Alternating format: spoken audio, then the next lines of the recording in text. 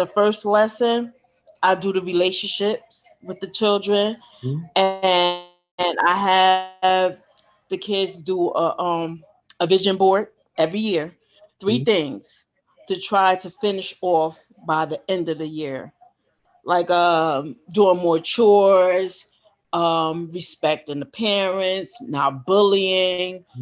Mhm. Some of them start talking about boyfriends and girlfriends. So things like that, I sit down and I have that talk with them, and I do the family tree because a lot of the children that I have in my group, they're not with their biological parents. They're with their aunts, their uncles, their grandparents, and I sit down and see how they feel because some of them are starting to act out as they get older Mhm. because they're trying to fill that void. And a lot of them, I sit down and I ask them what's wrong, and I get a glass jar, I cut out a piece of paper, and I let everybody write something down, and we'll talk about that, what's going on in their life. Mhm. and and some of the stuff I pull from the book Mhm. because they're younger. And and a lot of stuff I said, okay, everybody has an iPhone, everybody has a phone, pull out your phone. Let's look at diseases, mono, cold sores in the mouth. So when they see stuff like that, like, oh, ew. So they starting to see things because some of them is not in high school that's getting the health education that Uh, they should be right now. So a lot of things I pull from the book and just change it up a little bit for them to understand.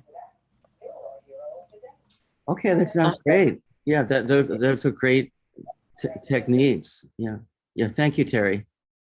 Okay, You're welcome. Mr. Wilson, do you want to? I know you've been teaching a shorter time, but right. They seem engaged. okay. They seem engaged. Again, like I said, we only did the relationship thing, and at I have more teenagers, high school students, so that's their whole life is Right, relationships. So right, when we talk about it, they have a lot to say. I'm noticing like the guys.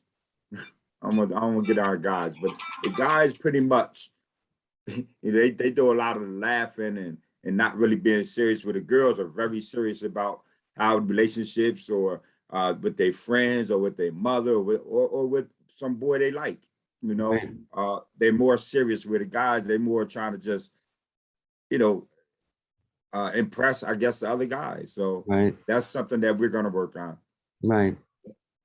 So with this curriculum, though, I think they will be engaged with everything that we talked about in that book in that curriculum. So yes, I think they will be. Yeah, and again, as I said before, if you want, ask one or two of the older club members to teach a lesson to the to younger. If you have like a wide age disparity, get the older ones involved, appropriately to teach some of the lessons. I think that would be a good experience. Right. Yeah, well, we did have that conversation. Like I said, about 4 or 5 of them graduated and went off to college. Right. But prior to them going to college, they all worked with us in the summertime. And I Right. had that conversation. Say, listen, I'm just getting into this. It's going to be me and Mr. Thorpe. We're going to need you to come through every now and again when you can, and just run some lessons. And they more than welcome it. I mean, they more than happy to do it. Right. They more than happy. Yeah, yeah. Good. Um, Julie, do you want to share anything? Or yeah, here, let me turn. Okay. All right. Yeah. Okay. Come over here. Yeah. All right. Here we go.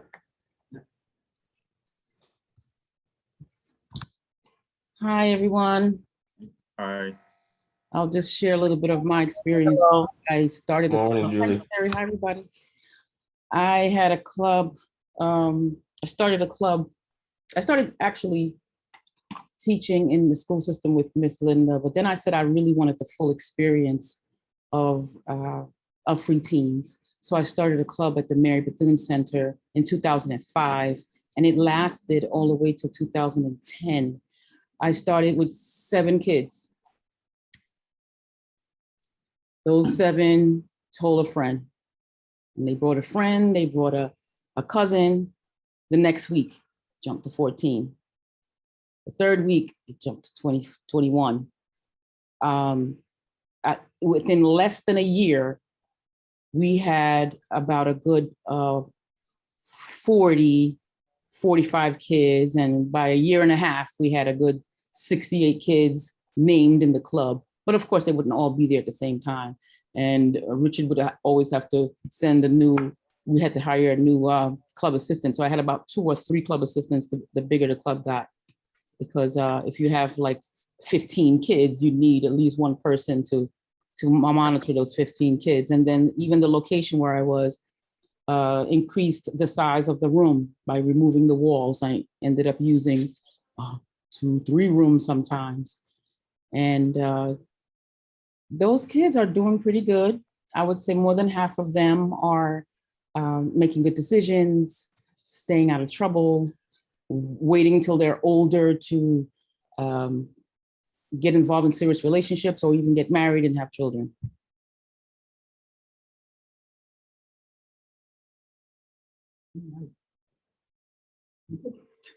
Okay, everyone. So now I want to talk about the RQ curriculum, the club leader manual, okay, which every club leader should have this. If you don't, you should let me know. And we'll be talking about the first section, which is a lesson outline. So I'll be going through that. And then we'll be going through the Parentgrams, and then we'll be going through each chapter. Okay, so that's what we're going through. I have a question. I'm so sorry. Yeah. This one doesn't have, mine doesn't have tabs. I just have a book, I guess, for the students. You have the student journal, which every student should have one of those. You should have this. If you don't I never received that ever. Oh, okay. Okay. We'll get it to you. Okay, they cool. Yeah, absolutely. You should have it. The other question: can I follow through this? What you're talking about? You will be able to follow through most of my. When I start going through each chapter, yeah, you will be able to. Okay. Right. Let me share the lesson outline. Okay, good. I hope you can see this. And I'll put that up there. Okay, good. Okay, so this is the lesson outline, and it shows, I just want to give you the big picture of the curriculum. So there are 4 sections in this curriculum. Part 1 is on relationships. So it's just taking a look at what does it mean to have a good relationship? What is a good friend? The lesson 2, it says exploring relationships, but it really is about, this chapter is really about exploring family relationships. So it's a very important subset, right? And then lesson 3 has to do with initiation rites, which is dealing with the transition from being an adolescent to an adult in different cultures. And how do you what's that all about, right? So that is the first section on relationships. And this part 2 is on personal leadership. So that is more about leading myself and my relationship with myself, right? Because if you don't have a good relationship with yourself, you're not going to have a good relationship with anybody else, right? So lesson 4 is understanding your core identity.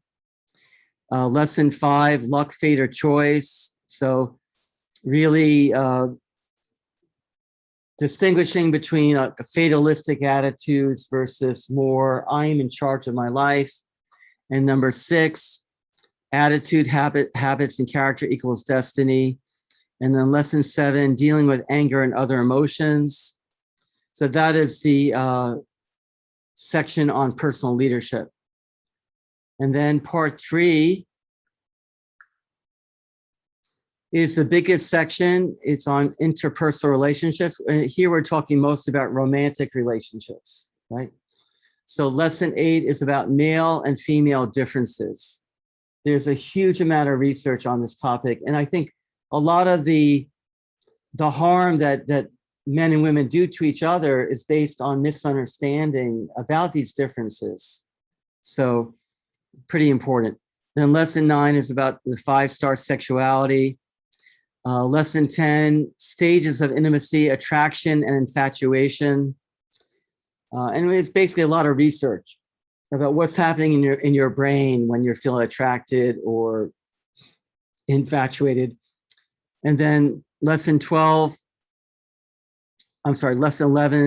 the 3rd stage of intimacy, connection. So that's beyond just infatuation, obviously. Lesson 12 is the 4th stage of intimacy, caretaking or sacrificial love, or the parental love is basically what we're talking about in that chapter. Lesson 13, what is your price tag? This is a really great chapter. I think you'll find it interesting. And lesson 14 is about marriage. Okay, so that is the section. It's the biggest section in the curriculum. And then part 4 is on community relationships, because we do not just exist in couples or just in families. We are part of a community. We're affected by the community, and we also affect the community. So we kind of break down that. And then lesson 16 is about synergy, win-win relationships, not having a scarcity mentality. Some people think dog eats dog, right? Or rather than so more abundance mentality. And then lesson 17 is about community leadership, how to have an impact on your community, right? Because, even if your family is doing great, if your community is really suffering, you'll be affected by that, right? So, and then we have, let me see, it's 7 appendixes. Appendix A is adolescent development anatomy. B is on sexually transmitted diseases. C is on how safe is safer sex. D is are you a target minding your digital diet? And E is teen stories. These are emails that we receive from teenagers about what their experiences were. It's really very interesting. And Appendix F is about relationships and money. And then Appendix G is what makes a person ugly. Okay. It was actually written, it was based on a book by a plastic surgeon who had women coming to him for very expensive operations. And he found that even after the surgery, they still did not feel happy with their appearance. It was internal things so that's what his book is about. It's pretty interesting. And then so many of them have to keep getting more and more once you start dealing with a ton of yeah, exactly. Yeah. And then we have supplemental activities. And also we have 2 DVDs, Love Smart DVD and The Real Deal About Love, Relationships, and Marriage DVD. So every club should have both DVDs. And we have discussion questions for each section. Yeah, so that's basically what we use with the clubs. Okay, so let's get started here. So in this outline, basically this is kind of telling you what the key learning objectives are for each chapter, suggested activities, and any other materials that you might need. Huh? Yeah, I think we're recording. Let me see here. 1 second. Okay, 1 second. Okay, hi. It is recording. Okay, yeah, okay. All right, so let me share. Okay. All right, so again, you can see, I just wanted to be aware of this lesson outline, because this kind of helps you to just understand key issues about each chapter. So actually, since we're going to go through this, I don't think I'll go through, I'll go through the chapter rather than reading. Let me see here. Yeah, and you have suggested materials. For instance, yeah, for instance, in lesson number 3 on initiation rights, there are suggested activities used the relationship intelligence presentation, part 2 slides, quick and easy series. There's certain slides from the PowerPoint that you could use when you're having the discussion in your club.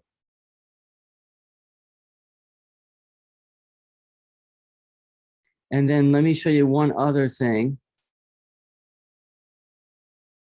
which is the Paragrams, which are also in your manual. Okay, so you all see here, this is based on the first chapter, right? Paragram number 1. Following is the dear parent or guardian, following is a summary of key points from lesson 1 on friendship. Please take a few minutes or longer to discuss the following 4 topics with your son or daughter. And so here are key points. Friendship is one of the most rewarding parts of life, but it needs investment and care. So just so you know, we're looking at this tab right here. Okay. So no, then B, misunderstandings and disagreements are inevitable parts of friendship. We can overcome with honesty, patience, forgiveness. C, don't accept unhealthy dominion or bullying. D, true friendship is based on goodness, on sound moral qualities of character. If a friend is involved in destructive or illegal activities, better to cut off. Okay, and then we have discussion questions. You can see for the parent and the child. And then we have an extra credit question. Do the friendship assessment on page 12 and 13. Okay, for different friends that you have. And then on the very bottom of each parentgram, it says, dear parent or guardian, please fill out this response slip and have your child bring it back. Thank you for helping us to encourage more discussion between you and your child on these important issues. So we would like the parent to write, I, Mrs. So-and-so, discussed the topics in paragram number 1 with my child, name of her or her child on the following date, and then she should sign it and then send it back. So you as a club leader should get this like a week later, right? So that way we're trying to like prompt the parents and their children to talk about these issues. So we have this for every chapter in the curriculum. We have a different paragram. Okay, so you should make copies and send it home with the club member and ask them to have the discussion, have the parent sign this. Okay.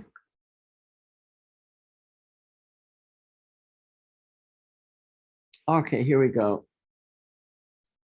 I have a suggestion. Yeah. About the Paragrams, because Yeah. Some of us had some difficulties with it. I'd like to suggest that they can send a text at the moment they complete. Oh, okay. Yeah. Julie's suggesting that they could send a text message. That would be fine. Yeah, of course. That's a great idea. So yeah, if you want to get like a text message from the parent saying, yeah, we spoke about the paragram number 1. That would be great. Yeah, that would be fine. Yeah. Or an email, whatever. I think it would happen more often. Yeah, okay. That would be great. To bring it back has been such a pain. Okay, yeah, that would be fine. If you have a text or an email, then that's a record. Right, so that's good. Okay, so we're actually now in the student journal content is what we're going through now. Okay, so if you have a student journal, this part of the teacher's manual is exactly the same as what the student should have. Every student should have a student journal, okay? So with the black binder, okay? All right, so here we go. Okay, so you have the table of contents here. And okay, so now we're into part 1 on relationships. And we have the first chapter on friendship. Okay, so again, you know, it's very basic. You know, anyway, it's just talk. One of the great joys in life is friends. Do you remember your childhood friends? It would be hard to forget them. These are the ones who shared your painful struggles and sweet victories and just the ordinary moments of a long summer afternoon. Many would agree that having a good friend you can trust, that you can share your honest thoughts with, is an important part of what makes life worth living, right? So it's like very like a big picture overview, right? Miscommunication and misunderstandings are inevitable in any relationship. It's easy for our feelings to get hurt. We may be tempted to say bad things or to retaliate. So it just talks about those things too. The challenges of keeping a friendship, and then our desire for friendship is so strong that sometimes we tolerate an unhealthy relationship. If a friend also happens to be a bully who likes to beat up on you or someone else who's weaker, do you stand silently by and say nothing, or do you speak up? So talk about the issue of bullying here as well. And yeah, true friendship depends on belief in each other's goodness. Yeah, so these are just kind of, you know, a very basic discussion. And then there are questions. Write about a friend that you've had. What was special about your friendship? How did your friendship make you feel? So hopefully they can write about someone that they were close to, that they had fun with. Number 2, have you ever had a disagreement in a friendship? What did you do to resolve that? Or did you retaliate by saying something to hurt your friend? So we ask him to write about those issues. And then 3, while some friends have a very good influence, some can have a negative impact. Write about friendships, yours or someone else's, which had a negative side. What was not good about them? What could that person involved have done to make the friendship better or to end it without causing more damage?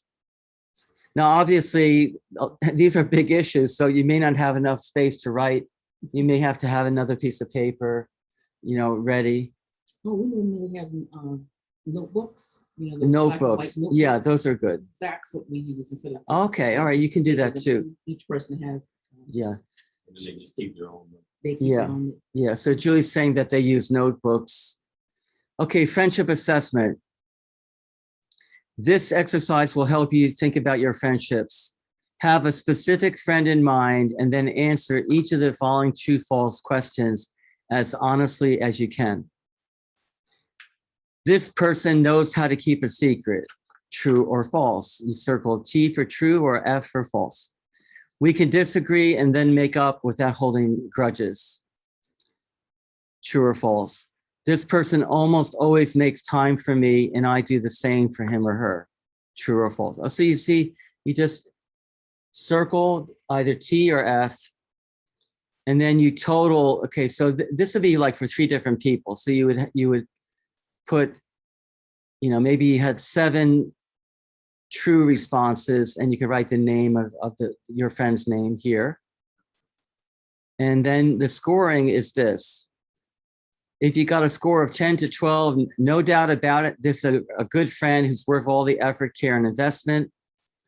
If your score is 7 to 9, although this person could be more sensitive to your needs, this friend shows great potential.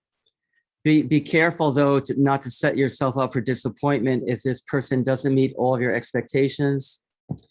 If the score is 0 to 6, this friend is probably too fair weather to see you through stormy or even sunny times. Basically, this friend is going to cause you pain, basically, unless they grow up, right? So, all right, and you could do it for 3 different. So that's the end of to first chapter. Okay, number 2. Okay, this activity, it's kind of interesting. It says, imagine that you're flying on an airplane that is running out of fuel. The pilot announces that there are only 10 minutes left before the plane crashes, and you decide to write one last letter to someone before you pass away. Write that letter right now. Okay, so it's the last 10 minutes of your life, and we ask them, to write a letter to somebody, whoever is most, important to you. It's probably not the CEO of Nike Corporation, right? It might be your mom or dad or someone you're close to, right? A family member. And then you can ask them to share, this, right? Hopefully some of them can share. All right, and then there's the discussion. So this first section is talking about the idea of a relationship bank account. And this is drawing on Stephen Covey's program and book called The 7 Habits of Highly Effective People. So basically, it's the idea that there's an analogy between the way that having a checking account. If you write too many checks and you don't have a lot of money in your checking account, what happens? The checks will bounce. You'll get a lot of penalties, right? You might get criminal prosecution if you take it too far. And then, so you need to keep a lot of deposits in your checking account. The same thing is true for your relationships, right? So there are examples of making deposits, seeking first to understand, keeping your promises, being honest, kindness, clarifying expectations, loyal to the absent, being able to apologize if you make a mistake, being able to receive feedback, giving I messages and forgiveness. So an I message is, well, let me first explain about the withdrawals. Okay, so in withdrawals, we say giving a you message. So a you message is basically accusations, basically saying you did that, you did this. You make me sick. Right, whatever. It's all your fault, this type of thing. So there's a different way to say things. So you could say, look, you promised to meet me at 6 o'clock. You didn't show up until 10 o'clock. And I was worried about you. I thought maybe you got in a car accident or something bad happened. So I was worried and stressed out because you didn't call. So you're taking ownership of your reaction, your feelings. So no one can argue that you didn't have those feelings, but it's not framed as an accusation.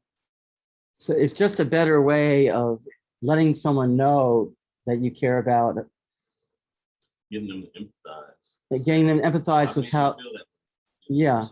So it's a good technique to use. And if you get married to somebody, giving a you message is not going to be helpful to your marriage, probably. So it's learning about how to communicate, basically. All right. And then we have another activity, making a family tree on poster paper. So you can, if you can buy poster board, because probably the 8.5 by 11 is not going to be big enough, but just the idea is, here's myself. And so there's my father and my mother, my grandparents. And if you know something, possibly your great grandparents. And then of course you may have uncles and aunts and cousins and brothers and sisters, right? So, but the main idea is to make this family tree, like show your family tree. And then we ask people to write down strong points or weak points about each of those people. But, if they're successful in certain ways, you could write down 1 or 2 words about that. If there are things that they're involved with which are not so great, you also could write that as well. So you kind of see like what you're coming from, right? The family universe that you were born into. All right. Okay, and then we have the discussion questions. What have you learned from your family about what's important in life and relationships? What are some of the rules of life and roles you feel expected to fulfill, and patterns of relationships that you've seen in your family? What qualities of family members do you hope to emulate or copy in your life, and why? Are there things that you wish were better? How could you contribute to your family to make it stronger? Make a wish list of 5 or more wishes describing what you want from important people in your life. How would you like them to behave with you? What would you like them to do for you or with you? 5, what would your family members like you to do for them? Make a list of 5 things that you could do for other family members. And then there's idea of actually construct a relationship bank account with a cardboard box. Every time you do something good for somebody else, you could put, a slip of paper into the box. So just more concrete. What kind of family would you like to have when you grow up? Okay, there's another question here. And then we ask people to write a family mission statement describing the ideals, goals, and objectives that define your family or that your family is striving for. Family goals that you may want to consider including are listed below. And so we have some suggested ideas here, but they're just suggestions. You don't have to use these unless you want to. And then here is the green family mission statement, and then ideally would work together with your family to write this, right? The parents and kids. So this is something that could be taken home, and hopefully they would do it. Okay, so that is the second chapter. Some may have very small families. That's true. Yeah, absolutely, right? So, okay. Yeah, that's right. Okay, lesson 3, initiation rites. Okay, fill out your life map on the following page. Include significant events along the way, already accomplished or planned, including starting or finishing school, marriage, birth of children, start a job, career, etc. Okay, so here is a grid, my life map. All right, so there are 4 columns: education, career, relationships and family, and other. And there are decades. Okay, this is page 24, by the way. Okay, so it starts out with your birth on the bottom, and then from 10 years old. So basically, they probably would start writing in this row here. About each of and then there are decades. So this is the decade of your 20s, decade of your 30s and 40s, 50s, 60s, 70s. If you go beyond 80, that's just an added bonus. Okay, so we want them to think about their education. So probably in their, the 10 to 20 and 20, 30, that, there may be significant amount of education that you write down, and then career that you're thinking about, and then relationships and family. Maybe you think maybe I'll get married when I'm 25 years old, or whatever you want. Think about that, and maybe think about when you want to have children, that type of thing. And then it may be just something else. It could be your hobbies. It could be just what you enjoy. I do think it's important for people to have hobbies, not just their responsibilities, but something that you enjoy doing, just that you enjoy, right? Right. So anyway, do you think that this could be valuable for, for young people to think of? Well, the club members are like 10 to 19 years old. So, You know, I think the older they are, the more thoughts that they're going to have, right? I think that as long as they're able to do this, the earlier they can start kind of planning, having focus. Of course, like you said, the older they get, the more information they'll be able to fill in. But Right. I think the earlier they can start to think about these type of things, Right. it just really helps. Yeah. Even just thinking about Yeah. A lot of times, I had a 16-year-old in our mentoring program. He was 16 in 11th grade, and I asked him about college or whatever. And he told me, I didn't even think anything about it. I said, you're in 11th grade next year. You know, Right. the year when you're supposed to be making you gotta decisions. start thinking about that in the fourth grade now. Yeah. Yeah. Okay. And then we have some text. What does it mean to be a man or a woman? In our country, how does a boy become a man or a girl become a woman? Do certain ways of acting make a person grown up? In cultures around the world, acceptance into the world of adulthood is marked by certain ceremonies or initiation rites. The young initiate may be specially dressed or undressed, secluded or displayed, praised or hazed. He or she may subject to tattooing or scarification, right? You know, sometimes you get certain, you know, tattoos, you know, by the tribe or like that. So there's a pretty interesting discussion. And then of course we focus mostly in American culture. And then we talk about kind of good ways and bad ways that people try to measure their entrance into being an adult.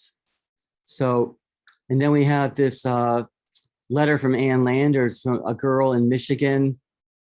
And she talks about being 16 and she's having sex with her boyfriend who's 18.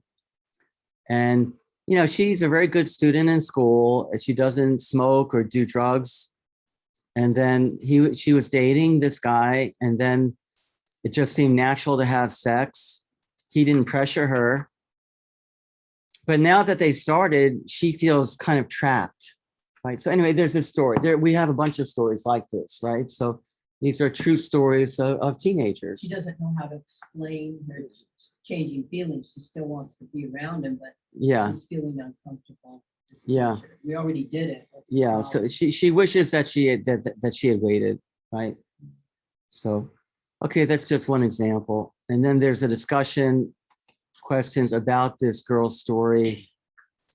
And how can sexual attraction for someone be confused with deeper feelings of love? How can you tell the difference? Did having sex help Misty and Ed develop their relationship, or did it hurt? How can becoming involved in a sexual relationship lead to one of the partners feeling trapped? Okay, and then, okay, so there's another question here. And then we have another story about this young man who is a very talented athlete and a soccer player. He wanted to play in the on the Olympic soccer team, but he borrowed his father's car. He was drinking alcohol. He had an accident, and one of his legs was amputated in the accident. So his whole life, you know, changed because of that. So it just talks about the impact on his life. Okay, here there's some discussion questions about what happened to him and the effects of drugs and alcohol. Why do you think people try to get drunk or drink by drinking alcohol or getting high on drugs? Are there other ways to experience a natural high without using addictive substances? Then there's another story. They're in love but not ready for sex. This is about a couple. They're actually in college and they're dating each other, and they really care about each other, but they just feel that having sex would not be the right choice for them. So they talk about what they do instead of that, right? So, and yeah, so they feel like their relationship's getting like deeper, basically. And so then there's just discussion questions about that couple. And then there's another story about saying no to date. This on page 31. Saying no to dates that she didn't want. So about a girl who kind of realized that she does not need to date anyone who asks her, and she's very selective.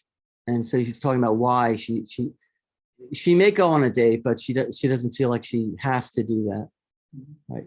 So then there's some questions about that to write down. I do recommend in your clubs giving the young people a few minutes to write down their own thoughts about each question, and then you have a group discussion. I mean, there are different ways to do it, so it depends.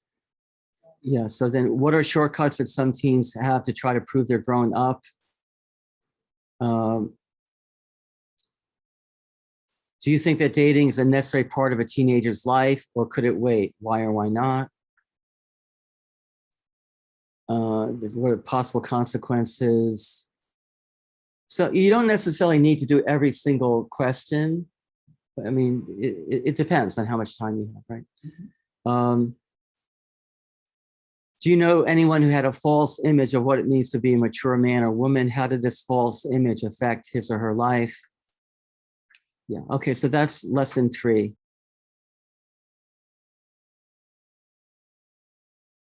So then part 2 is one of my favorite sections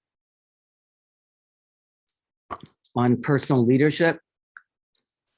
So lesson 4 is understanding your core identity. So actually, this is very interesting. Each of our lives could be compared to a container, which could be filled up with big rocks or with many small pebbles. Some people never seem to get around to doing those things which were really most important to them, the big rocks. Instead, they filled up their life's container with a lot of small pebbles, representing things that weren't very fulfilling or important to them in the long run.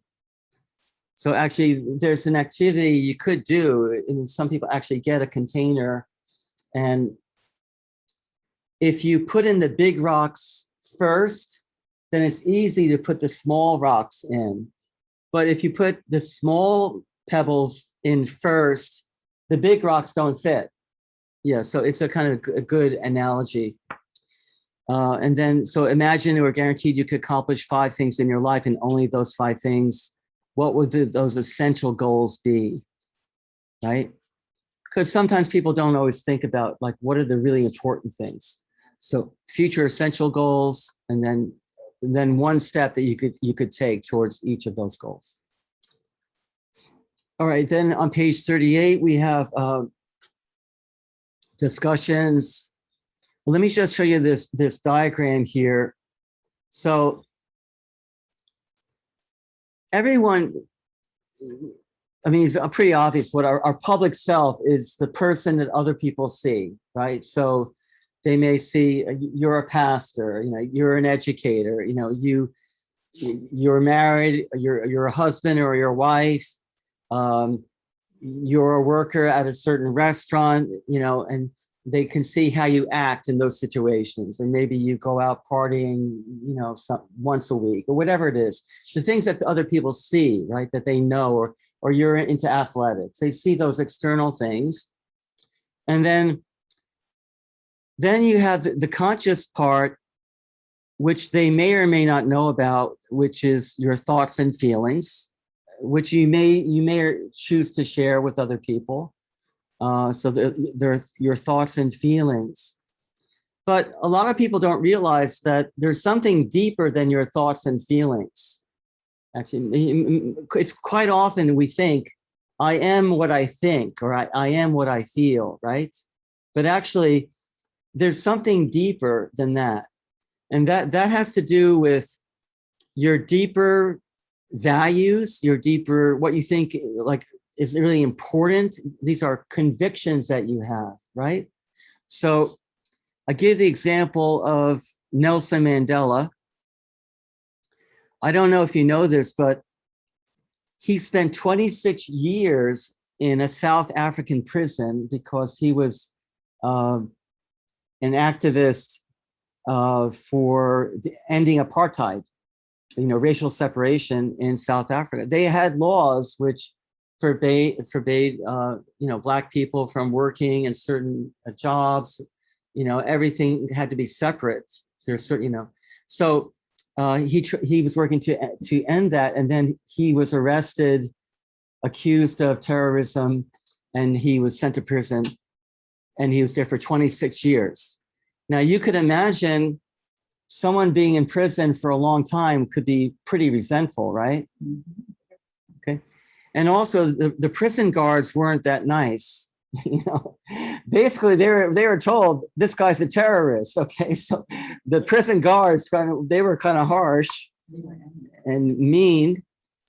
But actually, if you read his biography and read about him, he actually decided, I'm not going to treat these prison guards with hate. He was asking them about their education and saying, tell some of them, why don't you get your college degree? You could really improve your life if you, did something like that. Or he would be asking them about their children, if they had children. Hey, how's your son doing? Okay. So after a while, these prison guards, they began to realize this guy's not acting like a criminal. He's not acting like a terrorist. He's acting like a pretty nice person. And so they changed. He was able to not just react, because in the beginning they were beating him up. They were doing all kinds of things.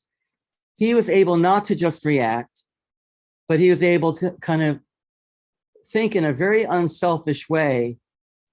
And the only way that you could do that is if you have like a deep understanding of who you are, right? Because the issue is not who they are. They're abusive prison guards, right? Basically, he is saying, no, I am not a person who hates. I'm here to save my nation. Even these prison guards are the citizens of my nation, and I'm going to treat them with respect. He actually converted them into being his disciples in a way. They were smuggling newspapers into his prison cell. They were risking their jobs to help him. So in my opinion, this is a great story. There are actually a few movies about this, so you could watch this. But I mean, this is one example, right, of someone kind of going to a deeper place. And if you look at very influential, powerful people in history, they usually were able to get in touch with their, what we call this, the core self, right? Okay. So then we have discussions about these ideas. In your opinion, which is more important, to be successful or to be good? Is being good an essential part of being a success? Is it justified to seek success no matter what the cost, right? Some people, they do approach life that way. Many people seek wealth, power, or fame. Do these things by themselves make people happy? What does? What does it mean to be a person of value to the community, a leader in the true sense? All right. And then another question. Some people can be overly sensitive to words or actions of others and lash out in anger to what they think is a lack of respect. How could those people respond in a different way? So there are different questions. If someone is acting badly towards you, what is the person revealing about himself or herself? I mean, you think about it. If someone says something mean to you, there's a good chance that it has nothing to do with you. It has a lot to do that they woke up in a bad mood. Or somebody else did something. Or someone did something to them, and it has nothing to do with you, really. Anyway, so there's a lot here to talk about. Do you know of any other people who, like Nelson Mandela, choose to operate with an awareness of their core value? Just reacting. Yeah, so there are different questions here. And then we have one last activity called Write Your Eulogy. And I guess it's similar to the other activity, but anyway, imagine many years from now you passed away, your friends and family have gathered, and a friend has been asked to give a eulogy or a short speech describing your life and the impact that it had on others. What do you wish others would be able to say about you? Write this eulogy in position of a friend looking back on your life. Okay, so you give them 10 minutes to write this, and then hopefully you can have people share. We've tried this in the classroom, and it's like very deep, actually, what in many cases. Have you tried this, Julie, or this activity? Not so much. Yeah. I've Okay. done it a few times, but you have to steer them that this is what somebody's saying about your life Right. rather than what they would like to say. Yeah. Yeah. So. I used to, don't get me wrong, when I first started like the clubs, because Right. I'm not doing the clubs now, but when I first started the clubs, this eulogy thing would have people crying. Right. Because I would have the student read theirs. Right. And it would really get emotional. Right. I still have some of them because Yeah. so good. Yeah, I mean, in the classroom, we don't do this anymore because we don't have time. We have limited time. But in your club, you could do it. Yeah, you could do it. We did it in our program, and I kept trying to refocus them to say, this is what you would like for people to say about you. And so the goal is, these are the things you would like people to say about you. Now, what are you going to be doing to make that come to pass? Yeah, exactly. You want people to say something good, then what do you have to do? You got to live a certain way, right? Yeah. Right. What really got me is because kids in the hood have a certain reputation as far as their people being shallow. And when this came out, I was so impressed. 9th, even the 10th graders that were, kind of goofy in class and stuff like that. And they would be just giving the deepest, most profound, sincere Right. letters. Yeah. It's amazing. Very impressive. So I do think this is a good club activity. Now, 'Cause you can go deep. yeah. So, and then we get into power forgiveness activity. So actually, in this activity, we ask people to write a letter to someone who you feel hurt by, someone who hurt your feelings or humiliated you or something like that. So write a letter forgiving that person, which means releasing them from your blame. It does not mean that what they did was right, but you're kind of giving up your desire to get revenge. Okay, because carrying resentment is like poisoning yourself and think it's going to hurt someone else, right? You carry around this anger and resentment. You're the person who's getting sick, not the other person, right? I usually use the phrase, is forgiving for the forgiver or the forgiven, and they always get it. It's for the forgiver. Right. You're making yourself suffer. Right. So, okay. So, anyway, Mr. Wilson, I don't know if you have you ever done any of these activities in your club? I don't know. Maybe you didn't have a chance. I don't know. Yes, the first two activities that you first mentioned, though. Okay. Because we just getting started over here. Right. So we did the lesson 1 friendship, and yeah, that's it. And then we did the lesson 1 friendship. Okay, good. That's great. Right after that, I heard about the training here, and then I said, well, let me get this training before I go any further. Right. Okay. Right. That's fine. And Darry, you just started out with the club, so you probably didn't do. Yeah, I just started out. We started with part 4, so we didn't get to Right. for Urban League, right? So, but yeah, Good. I'm excited. But go ahead. How did the part 4 go? It went okay? It went really well. The kids were very receptive, and they enjoyed, being able to talk about the relationship, like because we started talking about the deposits and the withdrawals on the relationship bank account, and they really enjoyed it. And then somehow when you mentioned forgiveness just now, I was saying, oh my goodness, somehow we got on forgiveness, and that like kind of took up a lot of time because they were like, oh, I don't know about that, because so we got into the conversation of like, forgiveness is for you, not so much the person that Right. Yeah, so it was good. It was really good. All right, good. Okay, so let's keep on going here. Okay, and then we have an activity called about personality traits. So the idea here is we want to think more about who they are, who am I, right? So to think about their qualities that they do have, that, you know, we're asking them to write it down, right? These are things that I know I have. I'm outgoing, or I'm an introvert, or whatever. And we give examples, just give an example of various, I'm very energetic, or whatever.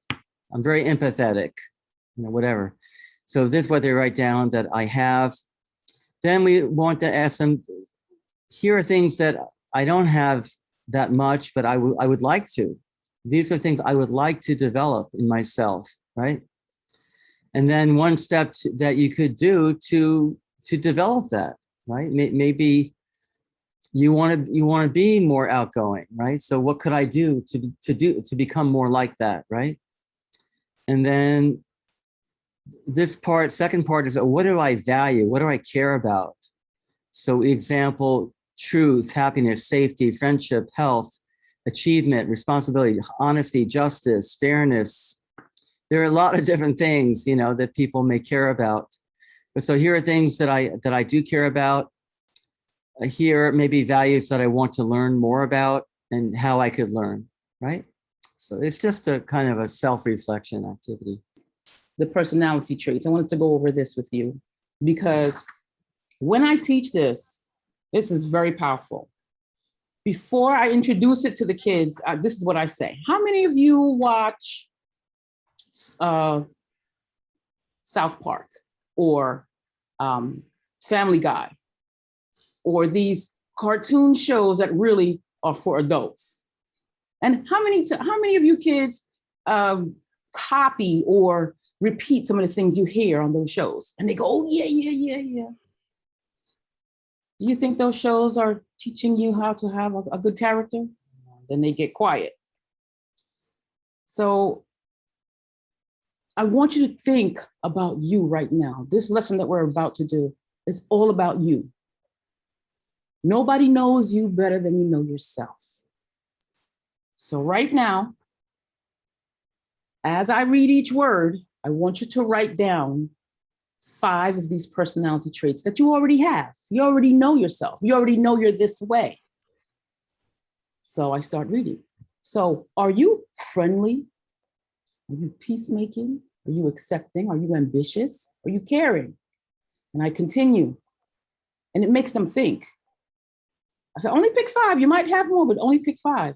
So they write down the 5 words. Then I say, now, pick 5 personality traits you want to be better at. See, it says I want to develop it. I have mostly middle school students, and sometimes they don't understand that. So you have to go more deeper into it. You want to be better at being helpful. In the 3rd column, write down the steps. They think they have to write down the word. No, you want to be more helpful. What do you have to do to be more helpful? What are the steps? What do you have to start doing or stop doing or change about yourself to be more helpful? Give me a little sentence. So you have to be more engaging with them. Now down here where it says what I value, sometimes they don't even understand that. So this is what I say to them. What does your culture value? What does your family value? Does your family value education? Do they value health? And then it makes them understand it even better. And then they write it down. And then now what do you want to learn about? What do you have to do to learn about it? Do you have to go online? Do you have to do some research? And when this is full, it makes them think about the kind of person they are. And you actually will notice a change in them because of this one little lesson. It's not a little lesson, it's a big lesson. It's a lesson created by Dr. Panther. So it's awesome, and this is why I love this program. All right, and then lesson 5, luck, fate, or choice. So we have from children's story from Charlotte's Web about this little pig, right? The little pig gets free out of the pen, the farmer's pen, and runs around and gets into trouble, I think. But Yeah, anyway, it's just about this experience. And then we have discussion questions. Wilbur the pig expresses contradictory feelings about his newfound freedom. What were these feelings? So he may be exhilarated, but he may be afraid, right? Because he's outside of what's familiar to him, right? Number 2, how is Wilbur's fear of the unknown world outside his pig pen similar to our own fears of the unknown? What are things that young people your age might fear? So, you know, maybe they've never left their neighborhood. There's some kids who have never traveled outside of the city where they live, right? So they may have a fear of going to a different part of the country, right? Or maybe nobody in their family ever went to college. So they may have a fear of doing that, right? So anyway, different things, whatever it is. Can something good be wrong if it's done too early before the right time? So there are a lot of good questions here. Why did Wilbur give up his freedom? Okay, the farmer tempted him back into the pen with like a pail of slops. You know, I guess it's Slops, it's potato peelings. potato peelings. Okay, so he lost his freedom because of that. How do we as human beings sometimes give up our own freedom to make decisions? So people actually give up their freedom by letting other people control them or various things, right? Okay, and then there's another question here about your attitude about life. You know, many people think that life is just something that happens to them. They're passive victims of fate or beneficiaries of luck. This way of thinking leads them to not take responsibility for their own actions or choices. So we're talking about your attitude, about the things that you do in your life. Some people think, oh, I have to go to school. So then you could do a thought experiment. Okay, let's say I say I'm not going to school. Okay, then how would that work out? It might be fun, right? But if you grow up and you don't know how to read, or you know, it certain effects, right? Right. That happened at Lincoln High School. All the guys that dropped out of school, usually 16 and 17, they're all on the wall waiting for their friends to get out of school because they have nothing to do. Nothing to They can't do. get a job or anything. Right. because They dropped out of school. Yeah, your employment opportunities might be pretty limited if you don't have a Yeah, high they say school. It's an attitude problem. You drop out of school, it's an attitude problem. Right. Yeah. Exactly.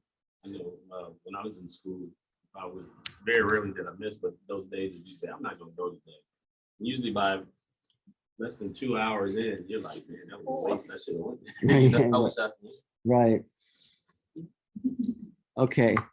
So anyway, there are various questions here. So and depending on the amount of time that you have, I mean, look, with these chapters, you could easily take more than one club meeting to complete everything, right? So I mean, you know, obviously, there's. I do hope that if you're meeting like 4 times a month, I would hope that at least 2 times a month you're digging into this material from the curriculum, right? Okay, and then there's this activity, react or choose your response, reactive behavior. So the example is you're angry at a friend. The reaction is you say bad things behind his or her back. The consequence could be Lose a friend, get in you a lose, fight. lose a friend, get in a fight. The feeling, a desire to fit in at a party, reaction, get drunk. Double pump, blame it on the alcohol. Yeah, the various, you know, so there are different situations, and then you can make up your own situation. Students really get engaged in this. They They love do? doing shout outs Yeah. with it, and yeah. they enjoy And it. then in the second part, choose your response. It's the same thing, but instead of just the consequence, what if you choose to do something different, right? You know, yeah, so there's that.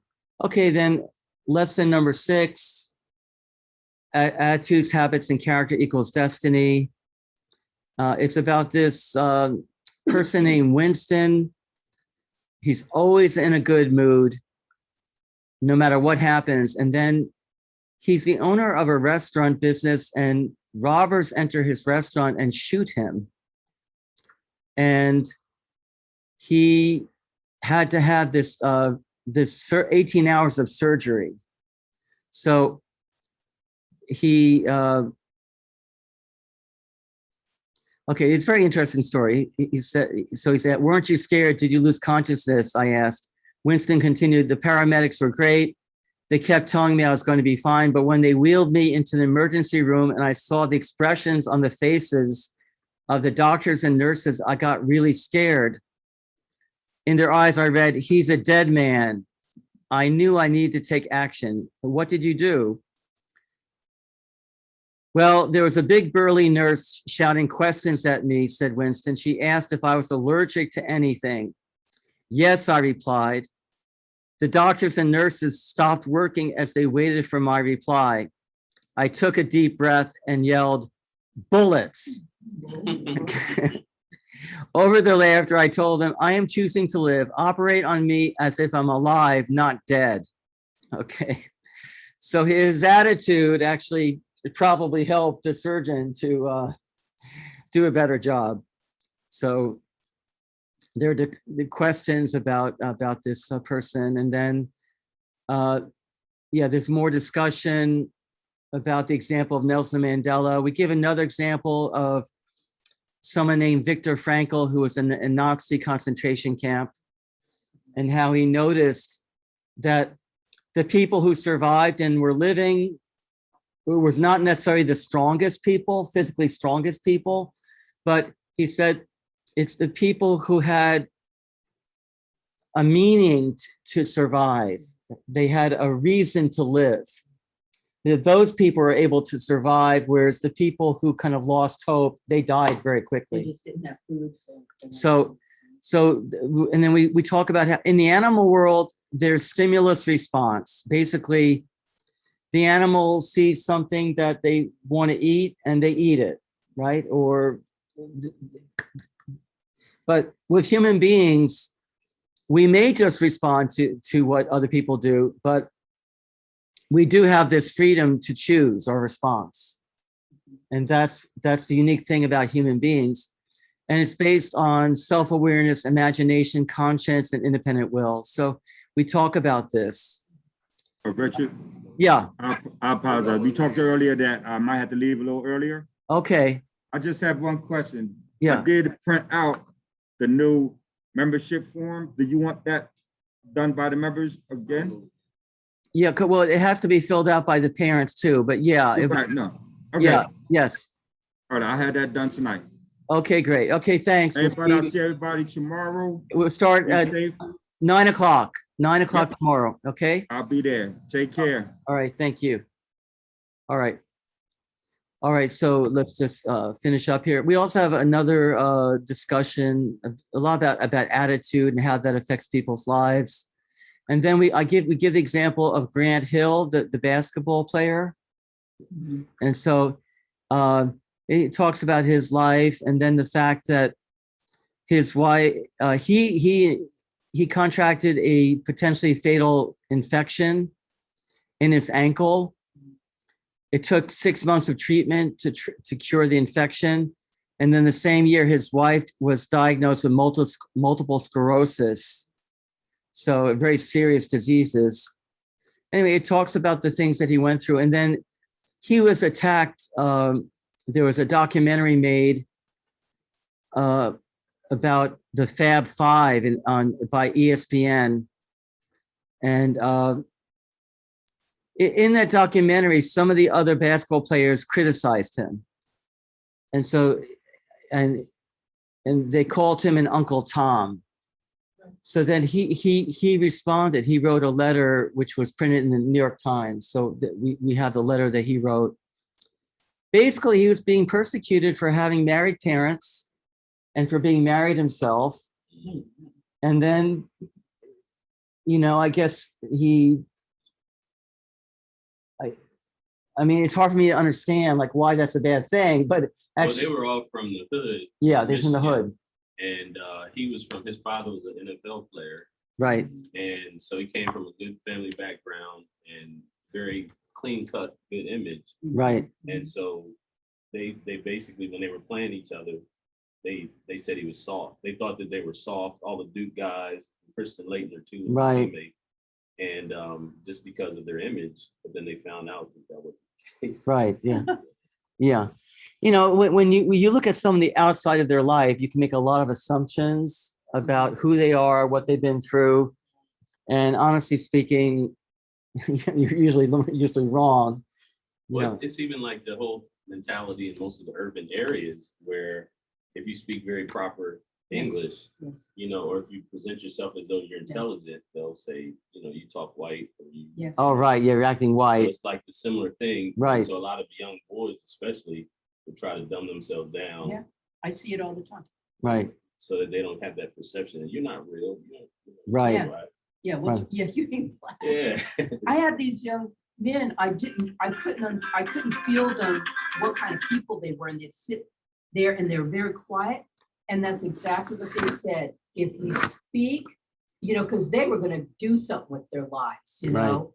And they said, if we speak, people make fun of us and scoff at us. And so we just keep it low, Right, you know, yeah. wear my little do-rag Right. and be quiet. Right. Try to act like a fake. Yeah, and they're Right. gonna be successful no matter what. you Right. know?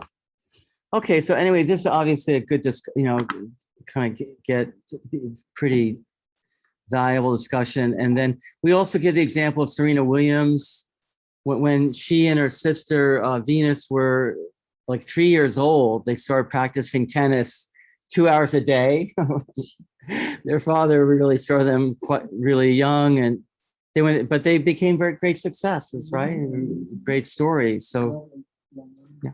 Okay, so then there are discussion questions about these issues. Oh, and then there's the true you self-test. Yeah, this is on page 60. And yeah, so I often feel helpless in dealing with problems of life. Strongly agree, disagree, strongly disagree. I have little control over the things that happen to me. There's really no way I can solve some of the problems I have. I can do just about anything I really set my mind to. Sometimes I feel that I'm being pushed around in life. There's little I can do to change many of the important things in my life. So agree or disagree, right? So they fill this out. And yeah, so basically it says here, yeah, agreement with statement D and disagreement with the rest indicate that you have a strong sense that you are in control and responsible for what happens in your life. Disagreement with D and agreement with the rest indicates that you have a belief that what happens to you is determined by chance and that you are not responsible. Okay, so it kind of gives people a picture of like, you know, what are my attitudes? Okay, and then the last chapter in this section, and then I think we'll take a break. Lesson 7, dealing with anger and other emotions. So this is talking about how, you know, especially for guys, I think they really want to pretend that nothing bothers them. I'm cool. I don't care, you know, like this. Nothing bothers me. But inside, there's all this anger, pain, and fear inside, right? So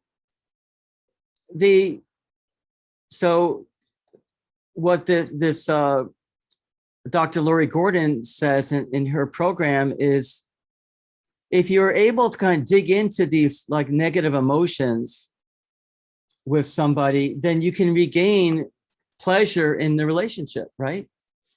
Because you just leave these negative emotions, they're not going to go away, and they're just going to, you know, fester, right? So she advocates not running away from these negative things, like looking into them, so you can regain a good relationship. So, and then it gets into the idea of fair fighting and dirty fighting. So the idea of mind reading, where one person assumes that he or she knows what the other person is thinking, instead of asking the other person, what do you think, right? Bringing up past hurts or offenses instead of focusing on a problem at hand. interrupting each other so that no one feels heard by the other, name calling, bullying, blaming, accusing, ridiculing, nagging, being sarcastic, threatening, exaggerating, stonewalling. Okay, so these are a list of pretty bad habits, right? You know, so it talks about that. And then there are a lot of discussions about, think of the last few arguments that you've had. Did you use any of the ways of dirty fighting that are listed above? In the last few verbal fights that you've had, did the other person use any of the ways of dirty fighting? How did you react? And then emotional management. This is a program developed by a psychologist, a therapist named Steve Stosny. He works with men who've been ordered by the court to get help with, they're abusive to their wives, basically, most of these guys. And so then he realized that the reason that people act in this abusive way is because there's a lack of compassion for the other person and also for yourself, basically. So he has this 5-stage approach. It's called the HEALS model. H is for healing. E is to explain to yourself the lowest core hurts, one's feeling beneath the anger, perhaps the feeling of being disregarded, unimportant, guilty, devalued, powerless, or unlovable. A is to access your core values, the deepest part of you, your values as a human being. L is to remember to love yourself. The trick is to feel compassion first for yourself and then for the other person who offended you. S is to solve the problem. So he talks about how he applies this. If his wife calls him a bad name, he sees the heal sign, and it helps him to resolve, not just react, basically. So there's that. And then there's a section on risk taking and decision making. And then there's a discussion, how does uncontrolled anger lead to harmful things, doing harmful things? What does it mean to feel compassion for yourself or for someone else?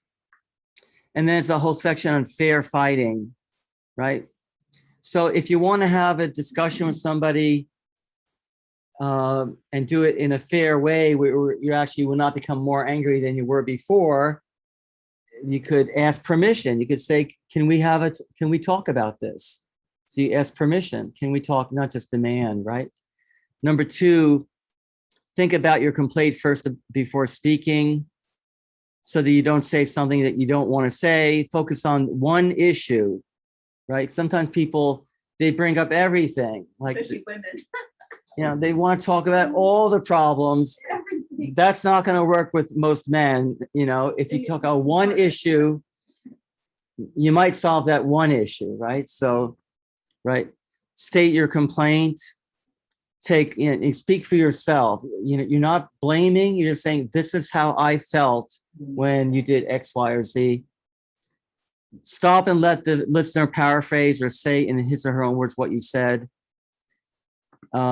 And then say what you want.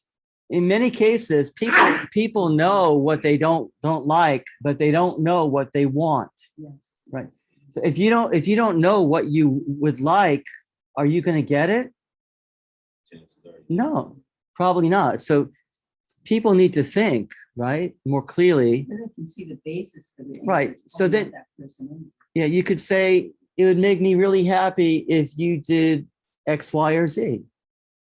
And most men were happy. Okay, you've told me X, Y, or that sounds doable. I can do that. You want to solve the problem. Yeah. There we go. Men love to solve problems, right? So, right. So, yeah. So then stop and let the listener paraphrase or say in his or her own words what you've requested.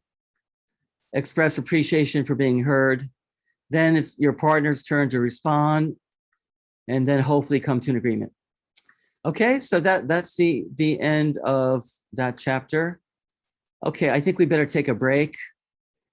Are there any questions about that part 2, do you think this would be valuable for people to Oh, very. apply? I think it's good to do it with the clubs. They have time because that requires a lot of introspection. Yeah, right, And the clubs have more time for that. right. than in schools. Also, I agree that we shouldn't wait until they're ready, you know? They should be thinking about this ahead of time, what Yeah. you're thinking, because just getting their brain, because, you know, everybody's got an original mind, you know, they're thinking this way, but nobody thinks this way, you know? So I think that's really a Right. great idea. And it can be Even helpful young. in their developmental stages because they're starting to look at things and focus from a different perspective. They feel a certain emotion and they're like, why am I feeling? It's something else Right. behind this feeling. It may Right. not be that everybody dislikes me. It may be that I just feel insecure. Right, And exactly. they're feeling insecure why you're so good, you know? Yeah, yeah. Right.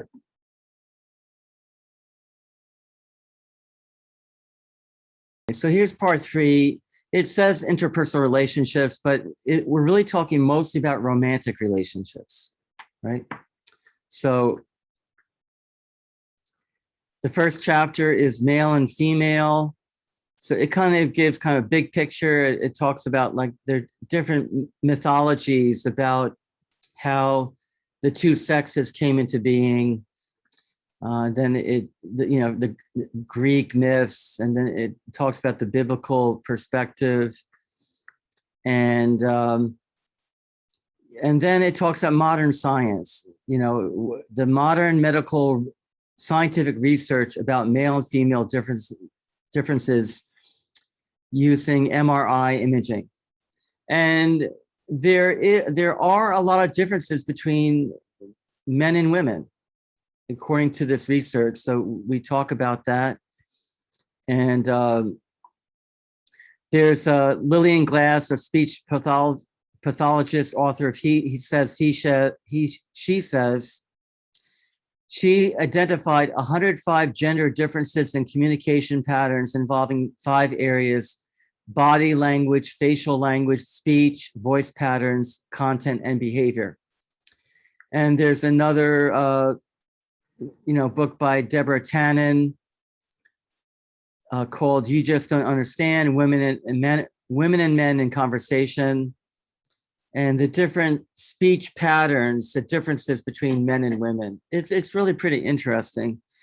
I'll just read it a little bit. It says, men use conversation to assert their independence and status. Between men, there's a lot of teasing, banter, pseudo put-downs that challenge each other's prowess. Women use conversation as a way of establishing connections and negotiating relationships. Women are much more likely to talk about their feelings in order to establish empathy. So different, patterns, a different way that men and women tend to use language.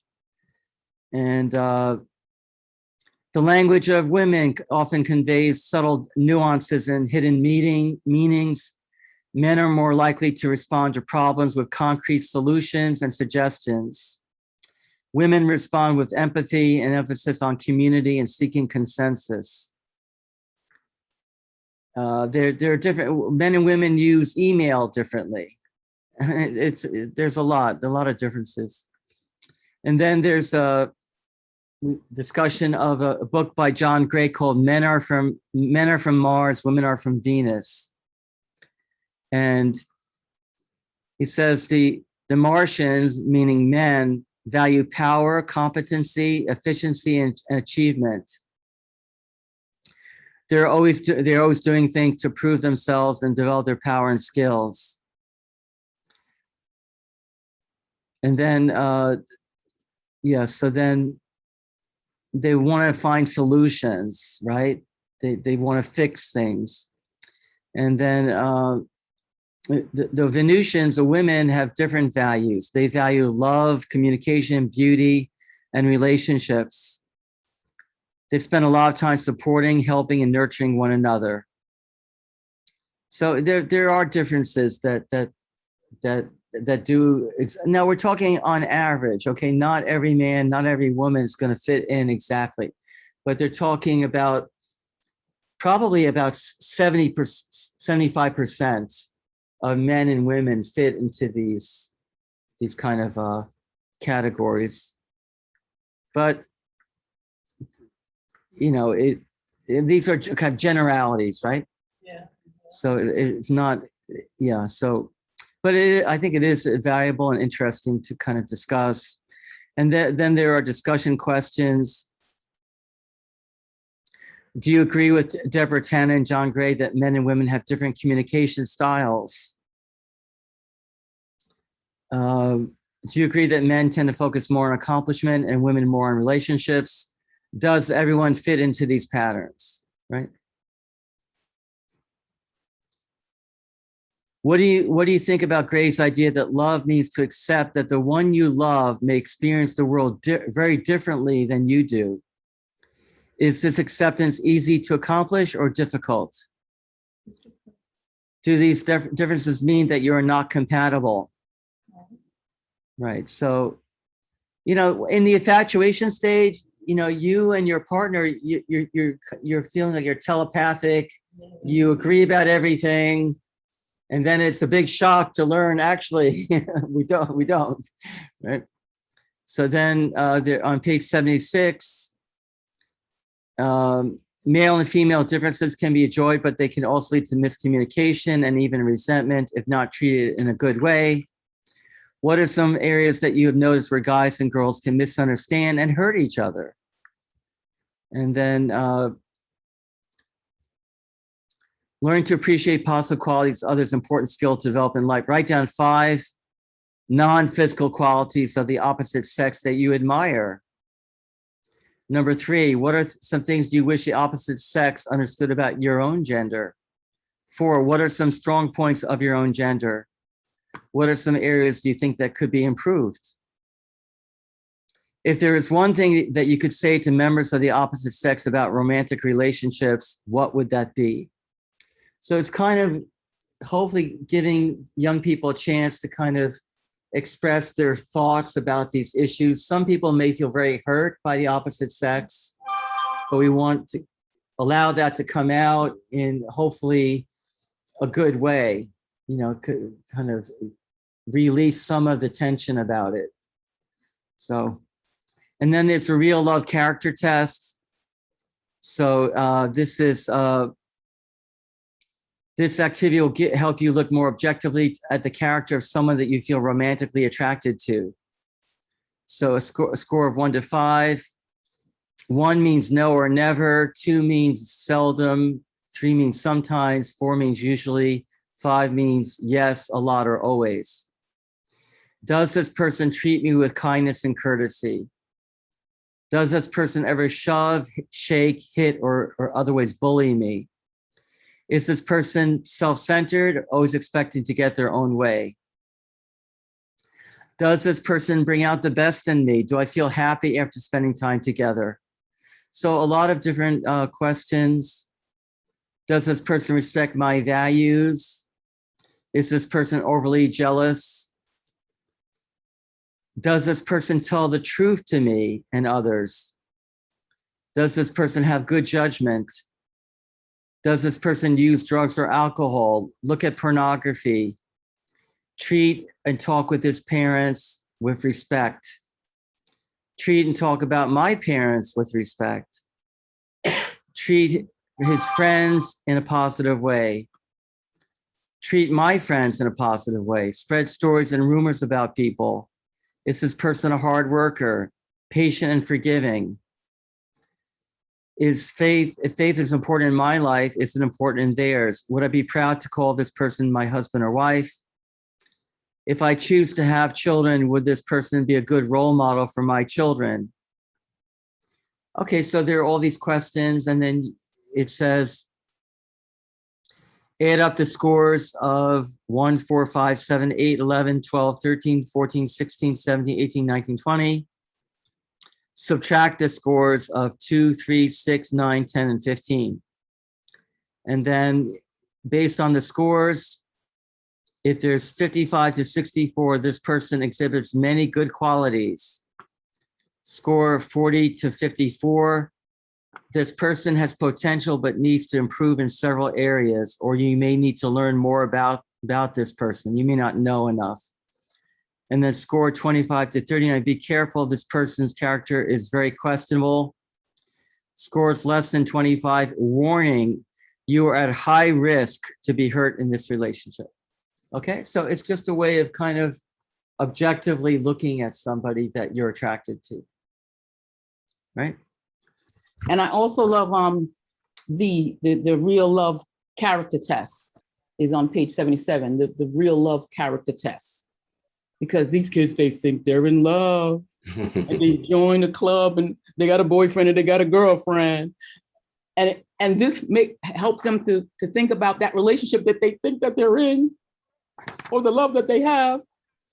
And it definitely gets, but you can't just give it to them.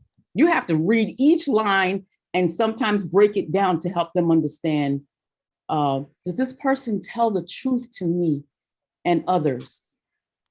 You have to pay attention to what the other person say. Does this person use drugs, or do they look at pornography? You know, these kids, they talk about these things. And when they add up the numbers, it makes them feel good that they know a little bit more about themselves and about the other person that they say they love. And I always try to encourage them not to have a boyfriend, not to have a girlfriend. And when new kids come to the club, they immediately tell me, Miss Julie, they say they have a boyfriend. And I go, you know what to do?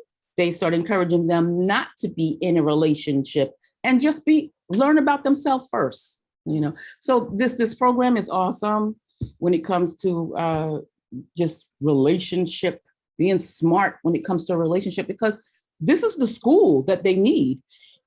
I had the club for 5 years, and I felt like it was a high school education for relationships for young people.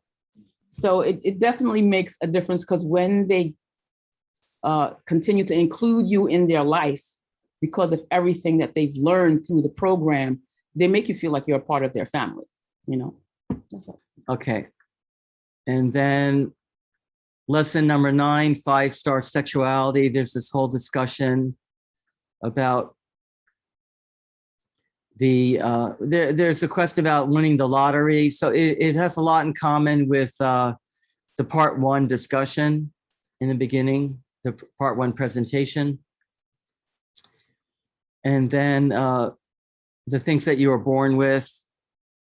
And then there's discussion about 5-star sexuality, the mental, emotional, social, moral, spiritual, physical aspects of a romantic relationship and what that means. And then page 82, windows and boundaries. So the importance of having, I mean, look, boundaries are meant to protect something valuable. So boundaries are very important, right? Even your skin is a boundary to germs getting in your body.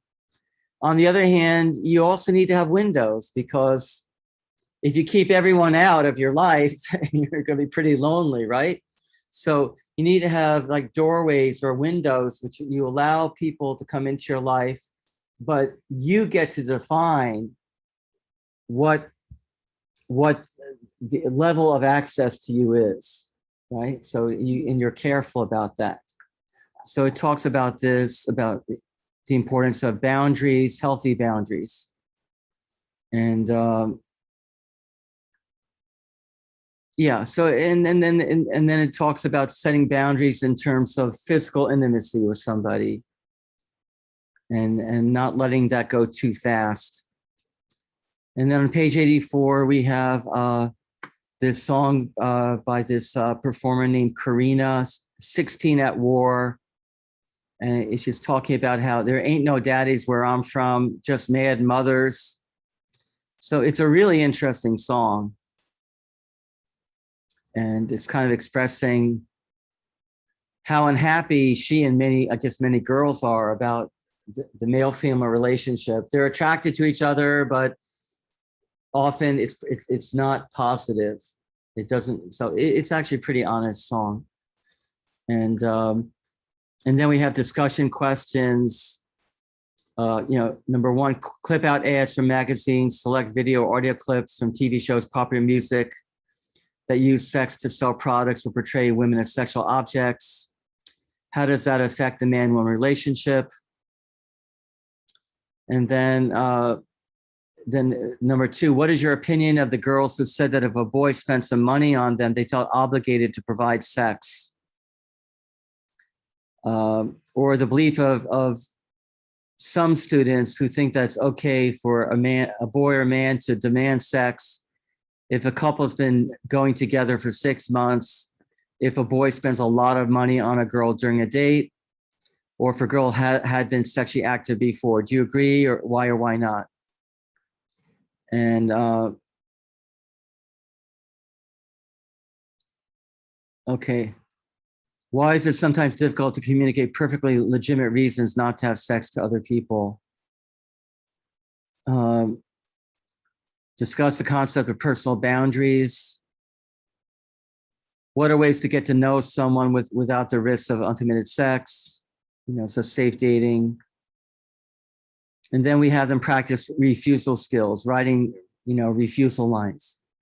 Okay, so that's basically, and then questions about the 16 at War song. And then we have a young man who had been dating, but then at a certain point he realized that it was really wasting his time. He said, he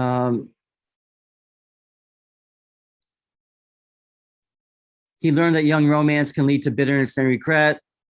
Does love motivate the guy who sleeps with his girlfriend when it will scar her emotionally? Does sincerity motivate the girl who leads the guy along and then breaks up with him when she finds someone better?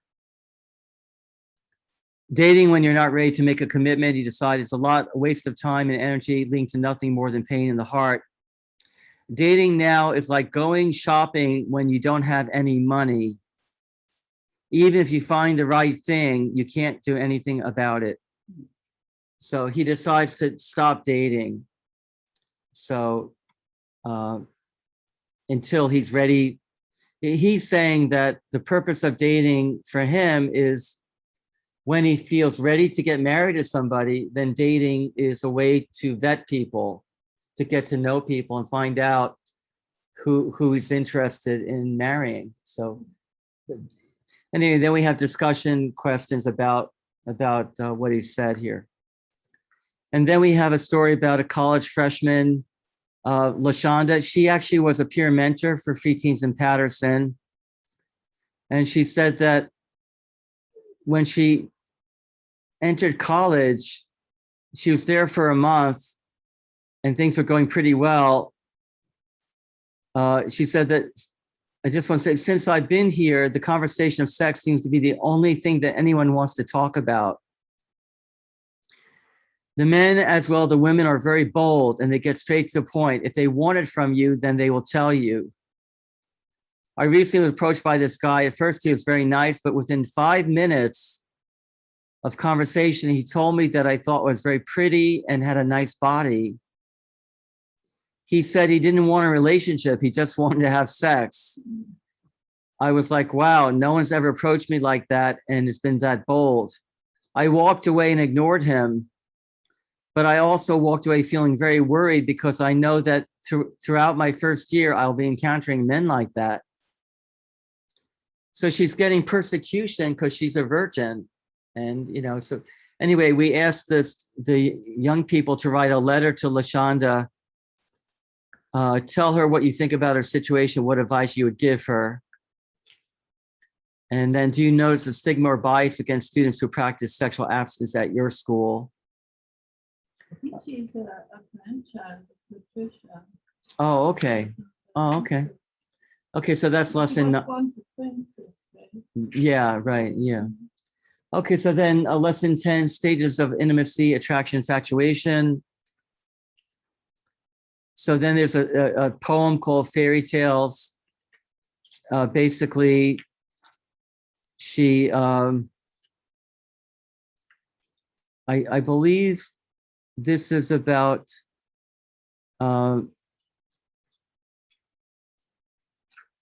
basically, I believe this might be about her father never spent time in her life. Yeah, she basically it's about how she felt abandoned, basically. Okay, and then oh yeah, this is I guess lyrics. I guess yeah, maybe this is the lyrics from one of her songs. Yeah, could be.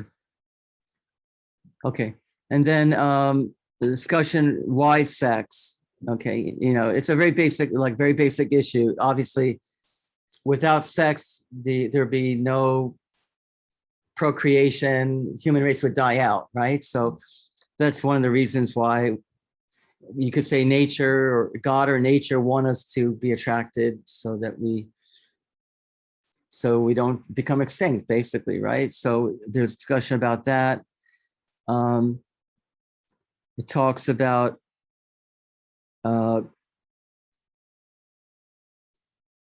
the chemical aspects of attraction. Pheromones or hormones in your brain that cause you to be attracted.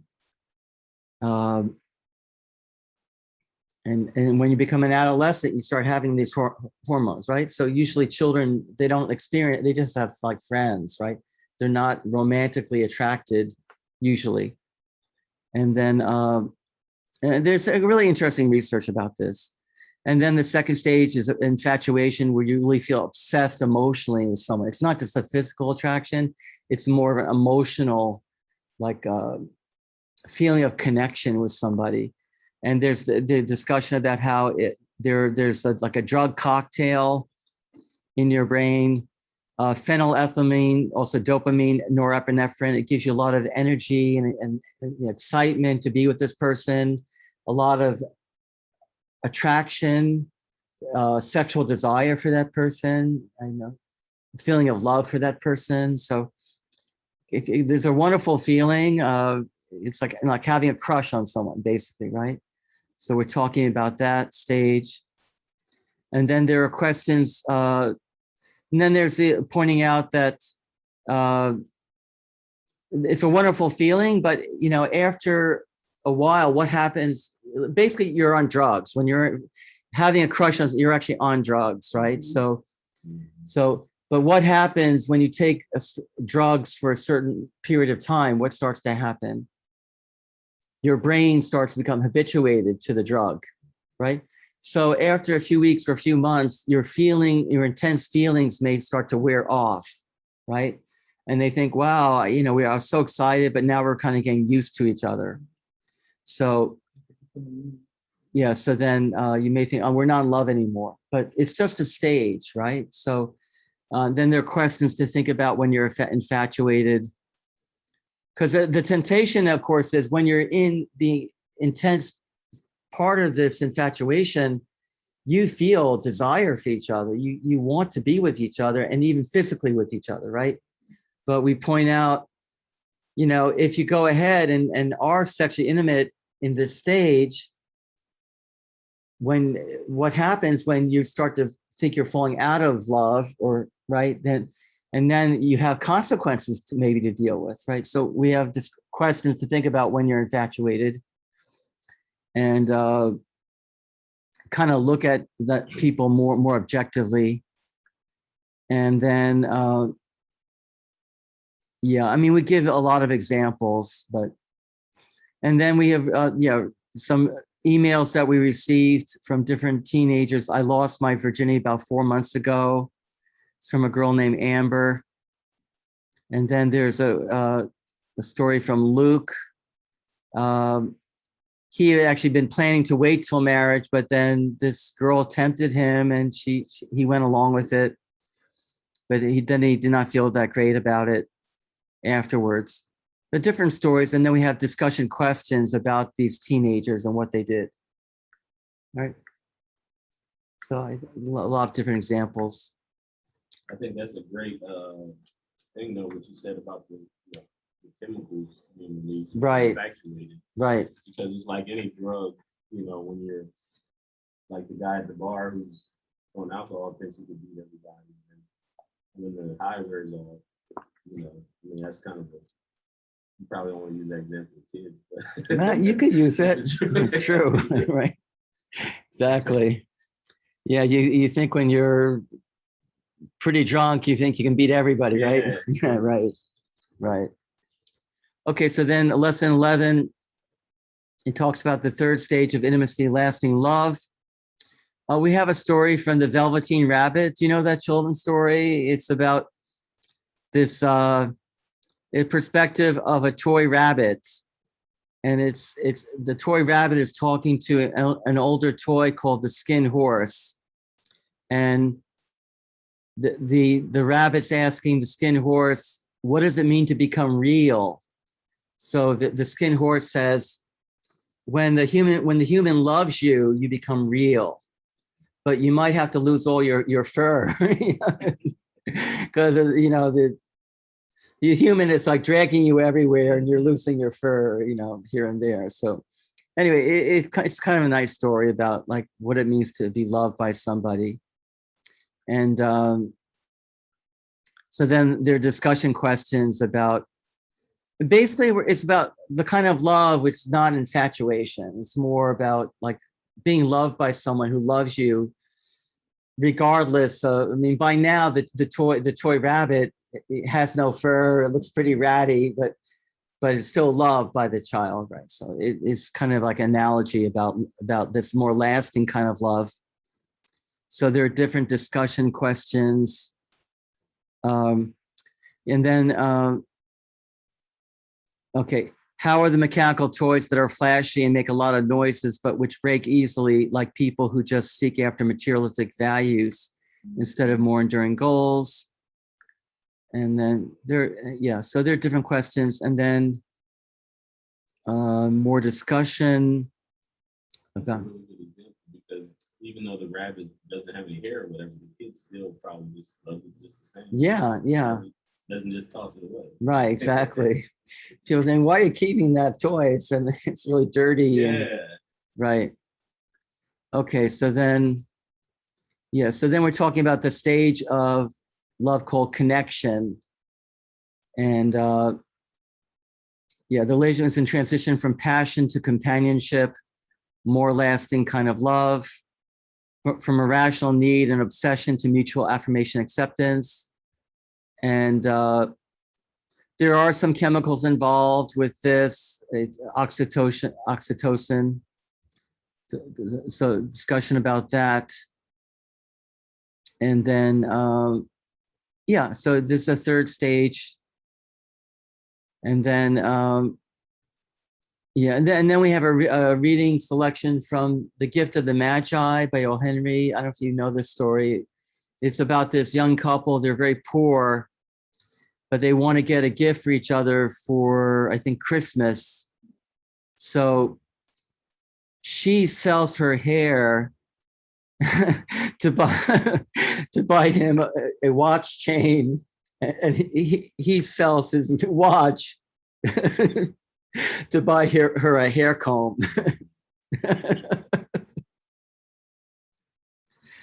So yeah, it's a great story.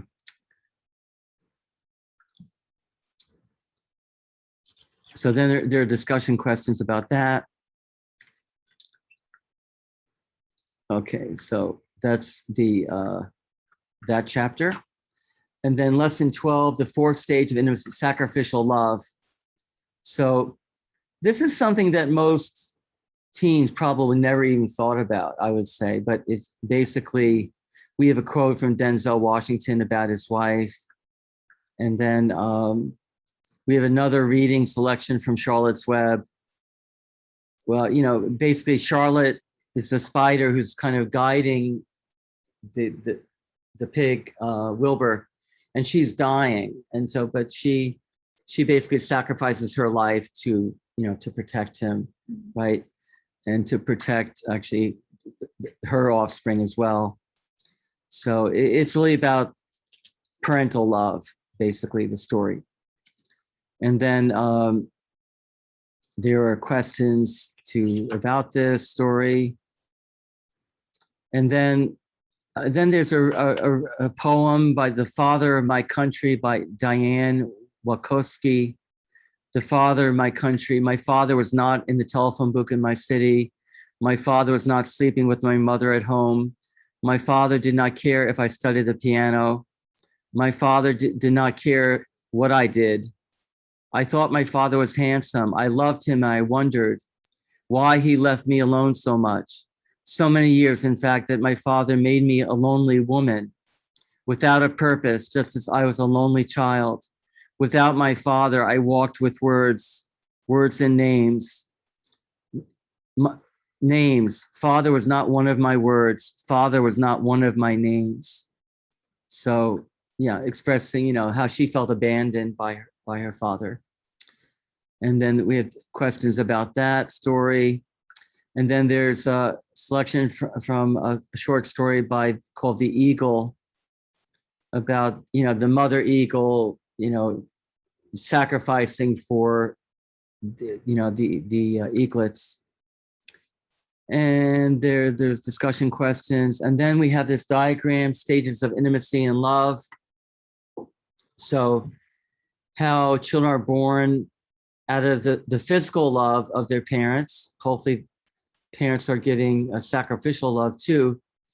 And then the children grow up and start to have friends, brother and sister relationships. And then they become adolescents and feel attraction and maybe have crushes. Now, if they have sex at this point here, then they can become parents, but they become immature parents, right? It's like a short-circuited cycle. And how wouldn't it be better if they develop more lasting love relationships, make a marital promise, so that when they do become parents, they have mature sacrificial love to give, you know? So there's kind of the two cycles that we talk about here, right? And yeah, so then about the needs of children to be loved by their parents. And there's a lot of examples in research that are discussed. During World War II, doctors identified a mysterious deadly disease they called marasmus. It was discovered in a group of orphan babies who were placed in an orphanage with brightly colored toys, new furniture, and good food. In spite of the good physical living conditions, the children were getting sicker and sicker. They stopped playing with their new toys and lost their appetites.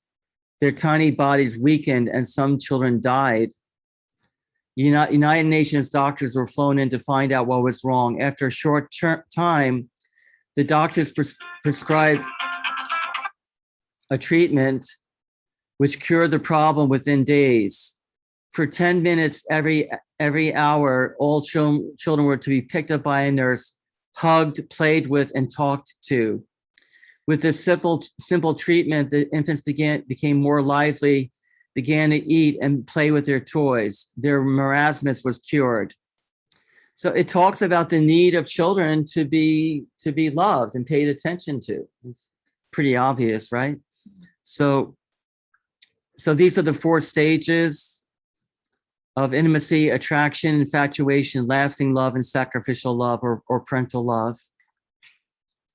And then there's this example from 60 Minutes did a story about elephants. There was an African game preserve. They had too many elephants, so the solution was to kill off the adult elephants, mainly the adult male elephants, who were like really big, and they moved the babies to new preserves. And the babies did fine growing up, but then about 5 or 10 years later, they found out that somebody was killing the rhinoceroses, which were an endangered species.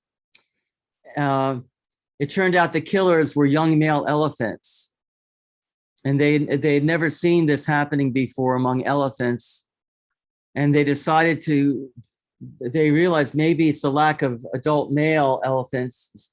So they actually transported these big adult male elephants into this new preserve, and the killing stopped, and a lot of other like bad behavior stop by having the adult males, like the father figures.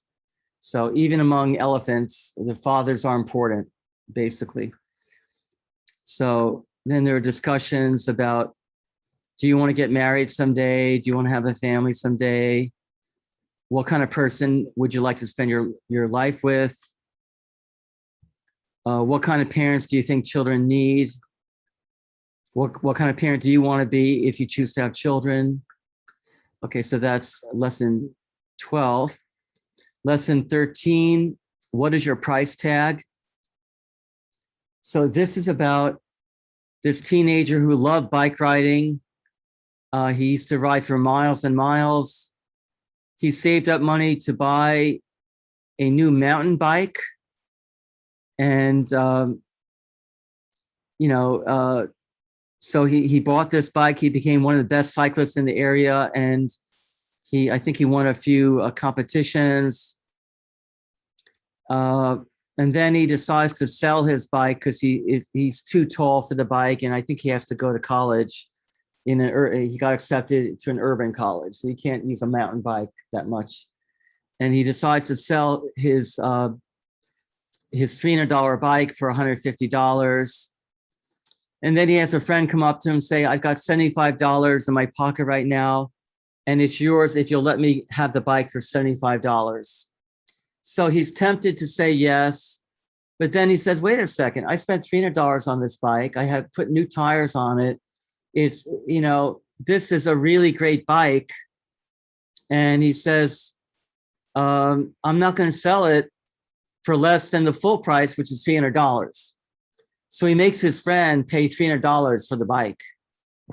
So then there's questions about this example, and like, what is the value of things? It depends on your perspective. And then it talks about number 4, if you were a bicycle, how much would you be worth? Would you be a $75 bike, a $150 bike, or a $300 bike, right? Or would you be like a $10 bike? Like, how much value do you put on yourself? So the idea is the value that we put on ourselves is usually the way that other people treat us. People pick up on how we view our own value. And then there's we quote from a book called Pure Joy, and he talks about these kinds of issues. And so then there's the issue of do you just follow your feelings, act on impulse, the issue of dating, violence, and sexual abuse. And then we had a girl write to us. She said, my name is Jerica, and she'd been sexually abused for 7 years. And so she shares about that. And then we have another story here about a girl who met her boyfriend. She's actually in her early 20s, I think. And he was great. In the beginning, he was great. He's like very handsome and very intelligent.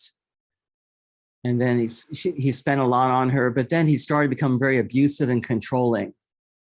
So then he would control when she could see other friends. He even started to try to control when she could see her own family, and became very controlling.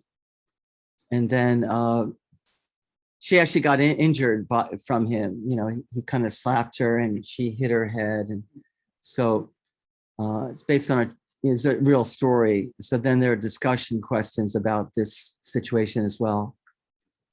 So, just dealing with issues of like dating, violence, and that kind of thing. So this is a very important chapter, I would say. Okay, and then lesson 14 is about marriage.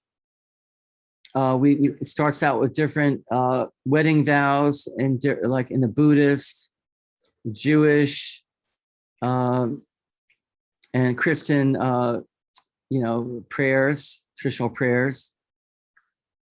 and then talks about the personal social benefits of marriage. This is a very important chapter. I think it's very important that the young people know about this. And then financial benefits, emotional benefits, etc. And then it talks about bad reasons to get married, right? So we talk about the positive side, but then we also talk about how extremely selective and careful you have to be about who you married, obviously, right? So there's that section 2. And then there are a lot of discussion questions. And then on page 130, there's the House of Love. There's a Yale psychologist who spoke about a 3-part model, which is passion, intimacy, and commitment. So most people think about passion, and which is like physical attraction for somebody, and intimacy meaning good communication with them. But then he said, commitment is it's like the roof. If you don't have any commitment, well, passion and intimacy are nice, but without commitment, you have no security in that relationship, right? And then we added one more element, which is shared values. Also, we call it compatibility. So you see, this is like the House of Love, right? So if you're just feeling a lot of passion for someone, or just you feel good intimacy, that's wonderful. But if you have no commitment, then it's really not secure, basically, right? And then there's something deeper than commitment, which is shared values, shared faith. That's also very important as well, right? So this is something to think about. We have discussion questions about this. And then there's the What's Your Love IQ questionnaire. So would you say that you choose love, or that love chooses you? So 1 means love chooses me, 7 means I choose love, or they can choose something in the middle. B, when and if you start dating, are you likely to date almost anyone rather than to go without a date at all? Okay, so 1 is I'll date anybody. 7 is I'll go without if the person doesn't meet my standards. C, do you have a clear understanding of what qualities and character traits you want in the person that you date? Or are you more likely to discover that along the way? D, do you tend to make decisions based on more the way you feel or the way that you think? E, if a person you're physically attracted to holds values and convictions that blatantly conflict with yours, are you more likely to explore the dating relationship or move on? So explore or move on. F, if you really like the person, but after a few days, he or she shows signs of disrespecting you, are you able to see what's going on, let the person know it, or are you more likely to keep quiet and put up with it? So keep quiet and put up with it, or see it and talk about it. G, when it comes to physical passion, are you able to set your own boundaries and stay under control, or are you more likely to let your date call all the shots? Okay. And then H, do you believe in love at first sight or slowly simmering love? Okay, so those are the questions. And then you just add up all the scores. And then 37 to 56, above average love IQ. 25 to 36, average love IQ. 724, below average love IQ. So the point of this exercise is to help you assess your natural present tendencies when it comes to dating relationships. Don't be discouraged by your score if it falls below average. It simply means that you have more to gain from the principles discussed in this course. Question. Yeah. Some of these questions, if we're talking with young people, may not be.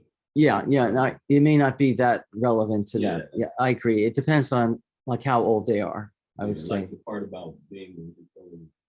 Can you control yourself? Yeah, they may not be able to answer. Yeah, so some of these may not relate. That's true. So you can kind of evaluate. Basically, yeah. Okay. 12 years, that's, Yeah, yeah. you know? Yeah, but hopefully they don't know what Yeah, this yeah. is, right? Okay, and then the last exercise, are you a good match?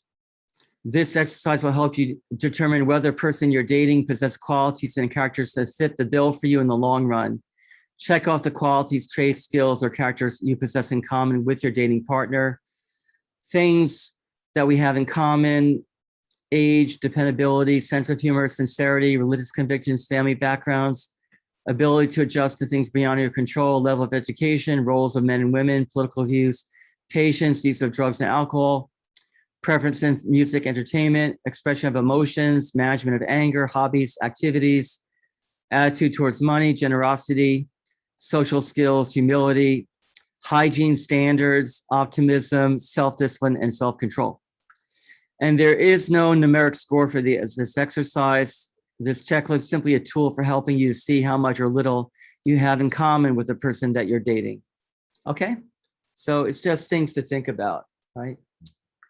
Okay, so, and then we have interviewing for marriage.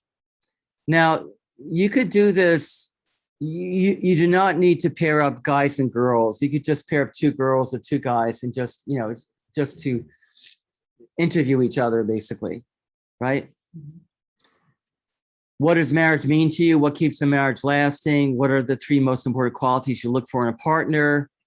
How long should you know someone before getting married? Is divorce ever justified? What are the top 5 morals or values you live by? Is it okay to have sex before the wedding? What percentage of time will you spend with your spouse's family on holidays? Do you want to have children? If so, how many? Should one parent stay home with the children when they're young? If so, who and why? Do you believe in a religion? Will you raise your children with that religion? If your religion and that of your partner are different, whose religion will you raise your children in? If your parents did not approve of your partner, would you marry him or her anyway? If you or your spouse start to have a lot of conflict and disagreement, what would you do? When married, will you tend to spend money to enjoy life now or save for the future? Will you use credit cards? How much debt are you willing to get into? If your spouse lost his or her job or got sick, would you support the family? Will you and your spouse have one joint bank account or separate ones?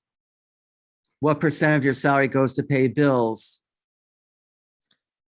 What percent of your income do you want to keep for yourself? In a marriage, who pays the bills and controls the money? And then there's another activity where you interviewed a married couple who's been married for at least 10 years. And then these are questions to ask that couple that, you know, and then we have them write a wedding vow, write your own wedding vow. If you want to research wedding vows from various faiths and use one, that would be okay.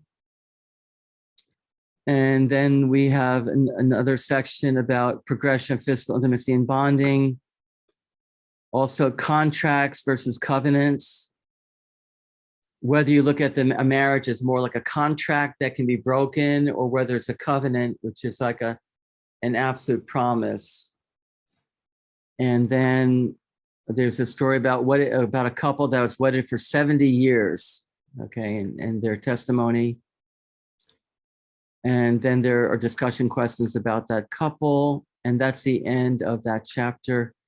Okay, I think we're going to finish for today. I think that's enough. Logistical questions, like in the clubs, there are different age groups. Yeah. And this is definitely for older kids. Yeah, that's true. So what you yeah, so suggest? Karen's saying, what if you have very young club members versus older members? You may need to break up your club into an older group and a younger group. So, you know, or you could ask your older teens sometimes to help lead the discussion with the younger teens. But yeah, obviously, you know, having kids in high school would be a different discussion than kids who are younger, right? So, right.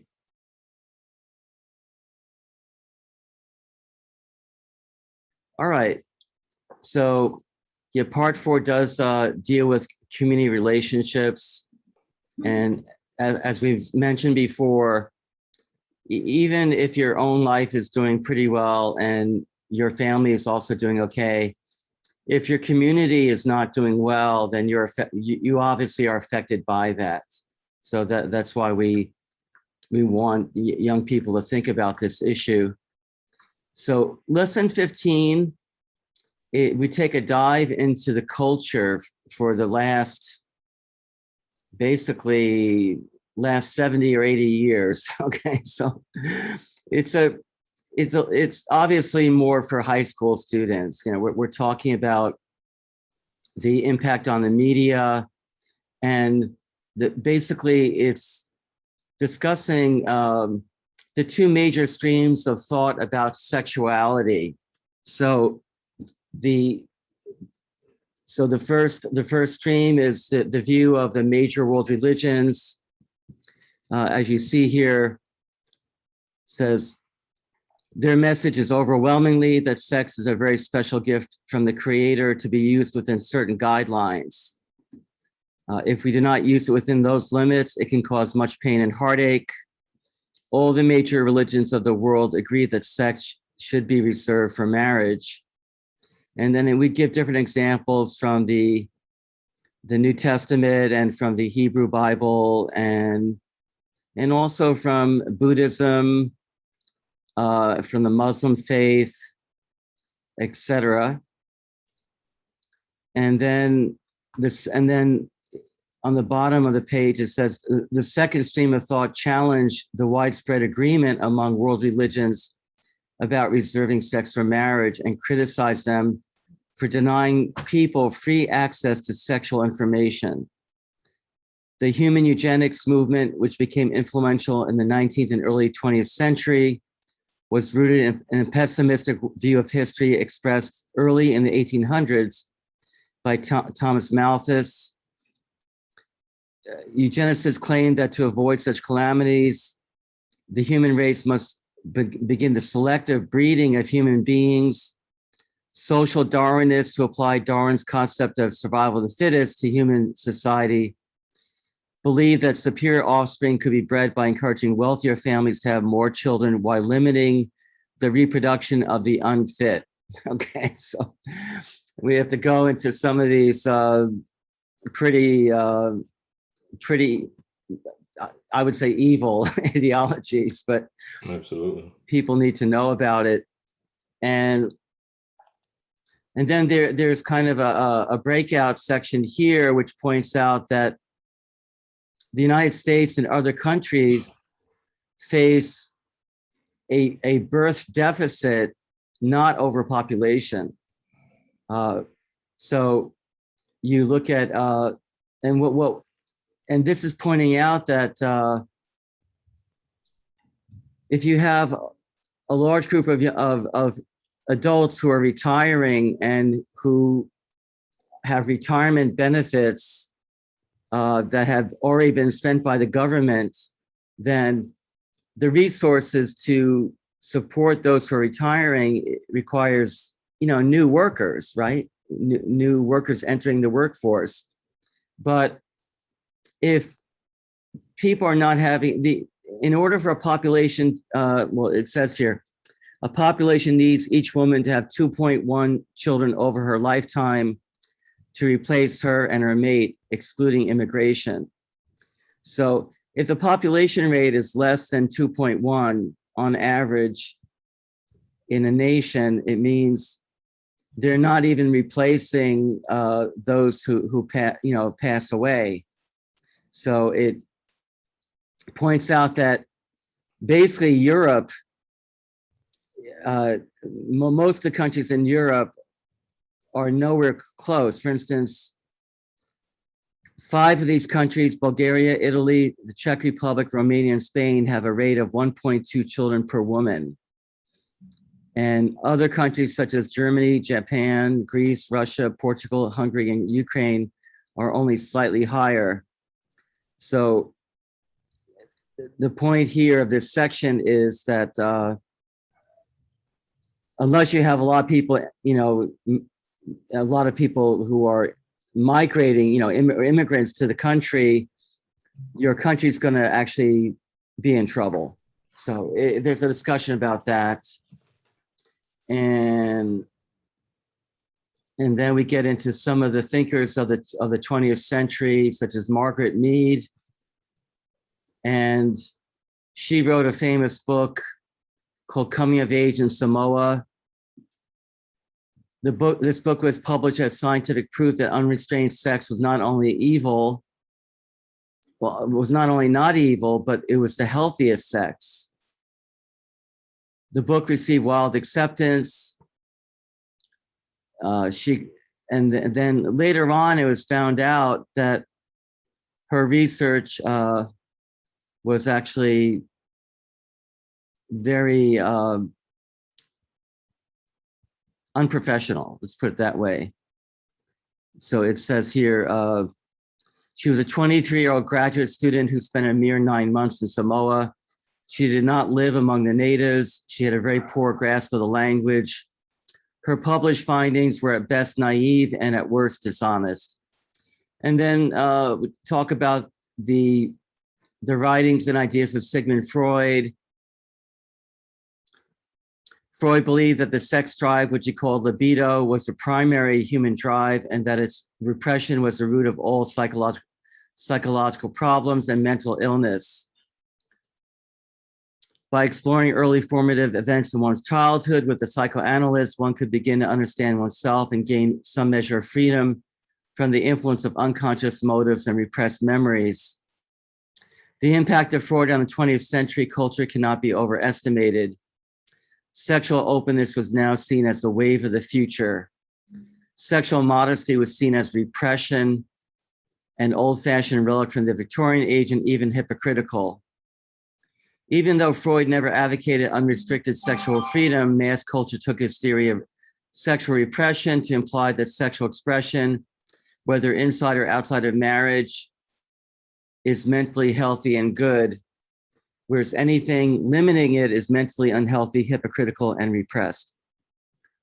And then we talk about Alfred Kinsey, who basically was trained as a zoologist, but then he turned his attention from insects to the sexual behavior of male humans. He published a book called Sexual Behavior in the Human Male. In it, he claimed that detailed scientific research showed that 10% of men in the US were homosexual, 70% of men had had sex with prostitutes, and that 30 to 45% of husbands had had extramarital affairs. He also claimed that children could enjoy sexual stimulation by adults. Well, later on, other researchers found that 25% of the men that he interviewed were prisoners or ex-convicts. 5% were male prostitutes. So obviously his sample was not representative of the average male population in America. It is basically propaganda. It's basically fake science, but the media really promoted him as an expert. And then he also did a female report a few years later. He claimed to have found that sexual abuse of young girls to be harmless, claiming that adult men were never traumatized by childhood sexual abuse and incest.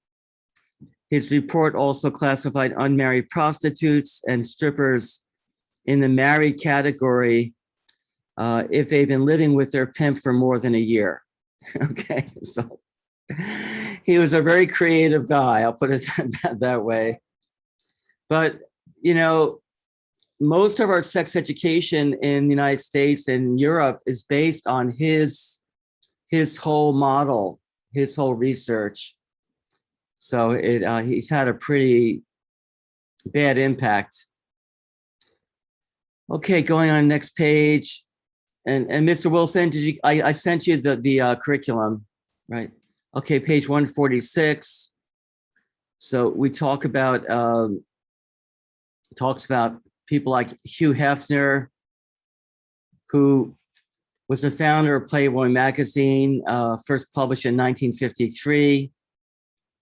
And he brought the sexual revolution and soft pornography into the living rooms of America. Deeply inspired by Kinsey, he sought to redefine manhood and womanhood. So if you think about his model of a successful, mature man is, as his magazine title, it says the playboy. His model of a man is the playboy. Okay, so basically men who, consume fine wine and beautiful women and, all the rest, basically. But, Rich, huh? rich. Yeah. Oh, you have to be rich too. Yeah, that definitely helps. So, and then there's a section about popular culture and the internet and the impact of the internet. There's a section on the family hour, and it just shows, it's an analysis of, it says that during one study period, almost 90% of the 208 television shows reviewed contained objectionable content. So, yeah, let me see here. It talks about incidences of sexual and violent content increased by 22% of sexual content and 52% violent content, and increasing use of profanity and that type of thing. And okay, next page. Let's see, legacy of the sexual revolution. Yeah, actually, we mentioned earlier Viktor Frankl, we referred to his book Man's Search for Meaning, but he wrote another book called The Unheard Cry for Meaning: Psychotherapy and Humanism. Frankl explains that human sex is not necessarily human, especially if it treats it merely as a means of relieving sexual tensions through using a partner as a means to the same end. Such sex is neurotic, the act of someone who uses himself and others compulsively to achieve purely narcissistic, meaning self-centered ends. Frankl writes, only a neurotic individual is out first and foremost to get rid of his sperma by using the partner as just another means to the same end. For Frankl, love means appreciating the unique value of another. In the sexual context, grasping the uniqueness of a loved one by definition would lead to a monogamous commitment, because no other could replace the loved one whose special identity is deeply felt.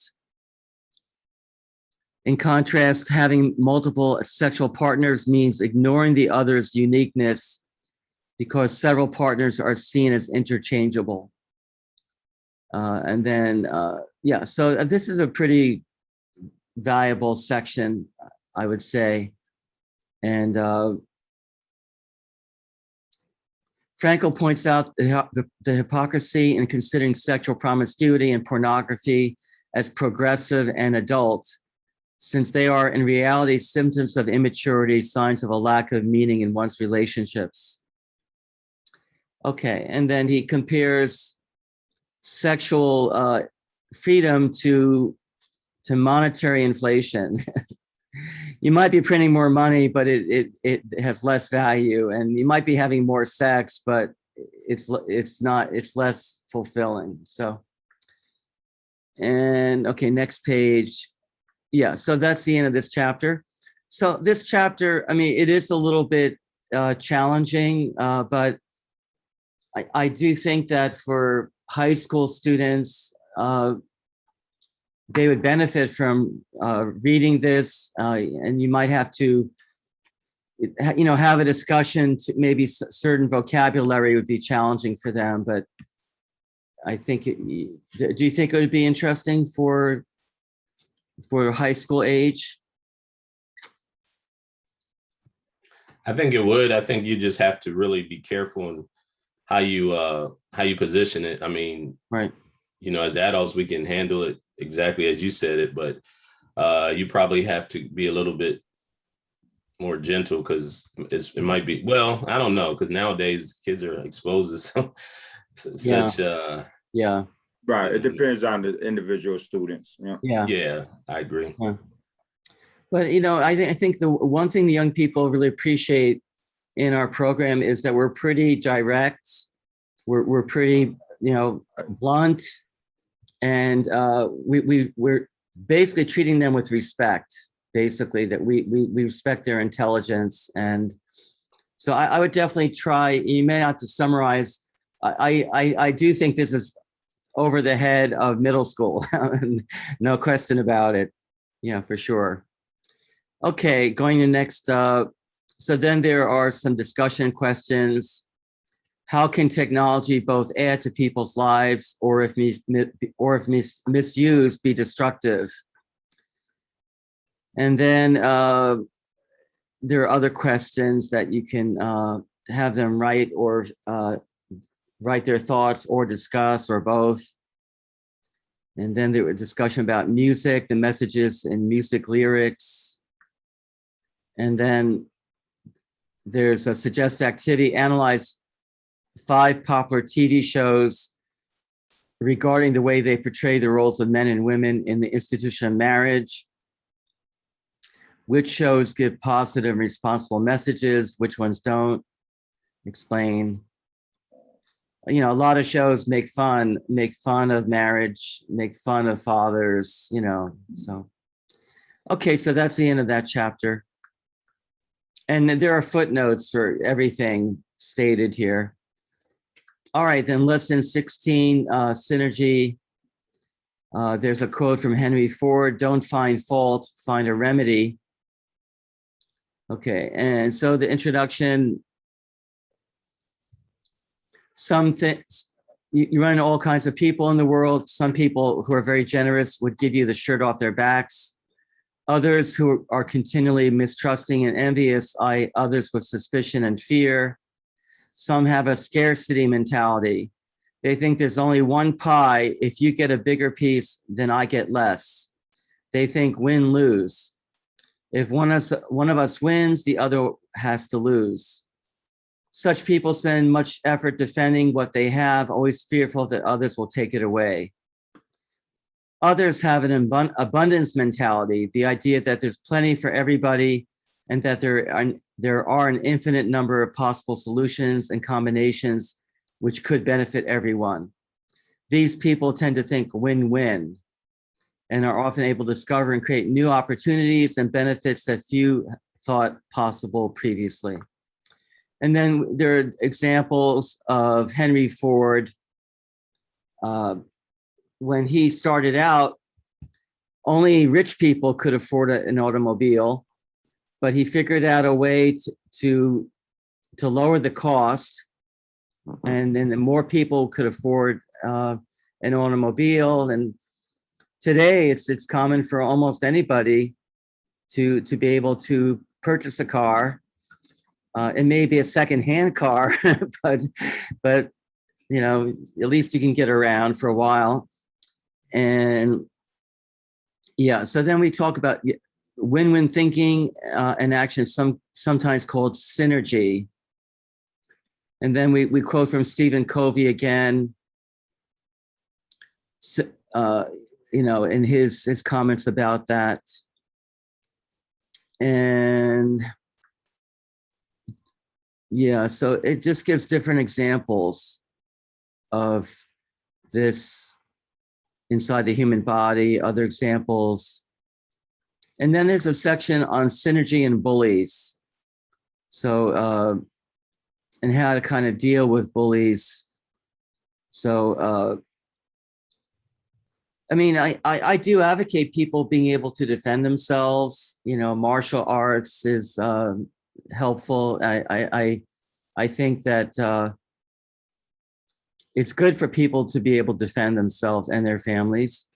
But on the other hand, that should be the last resort, right? And you want to find a way to to win over someone who thinks that they're your enemy, if you can win them over, that's even better, right? So we gave the example of Nelson Mandela in chapter 4, winning over prison guards, and other ways to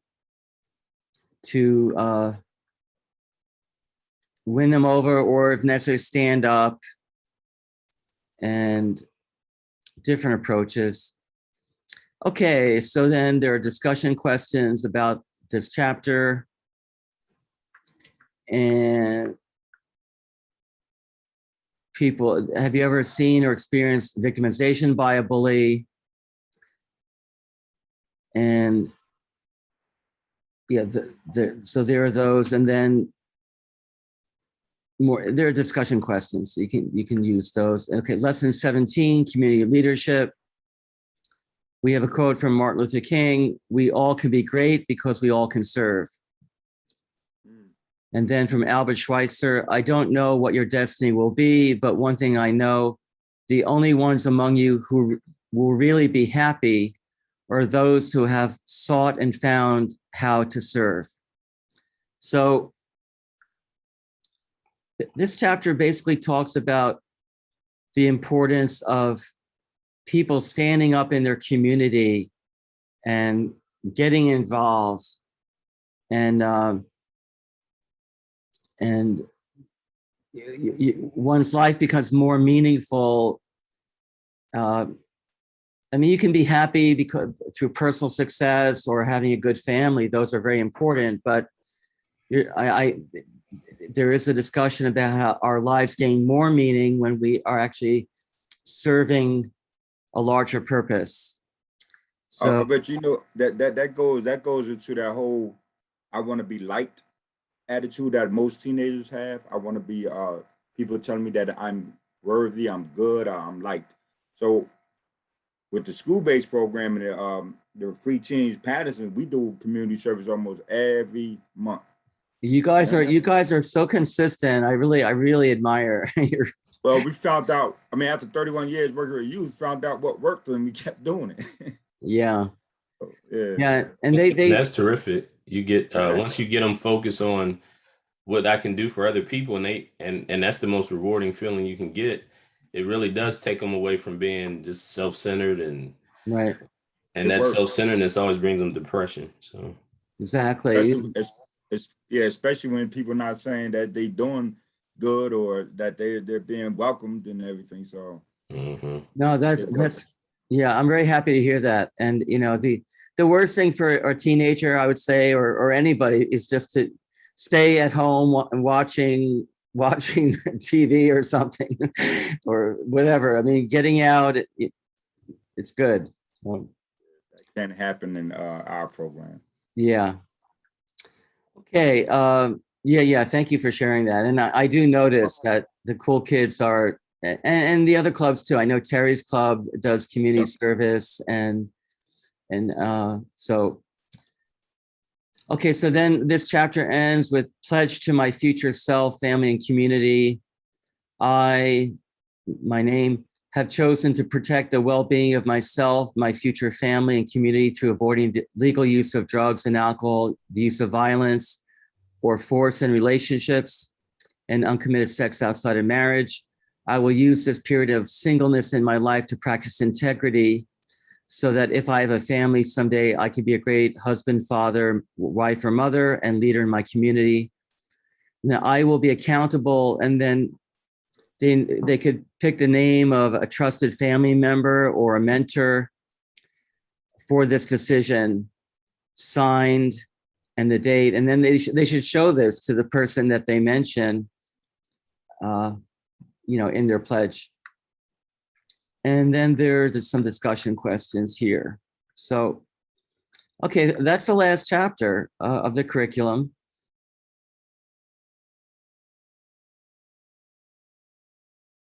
All right, so let's go through the appendixes. Now, Appendix A is about adolescent development and anatomy.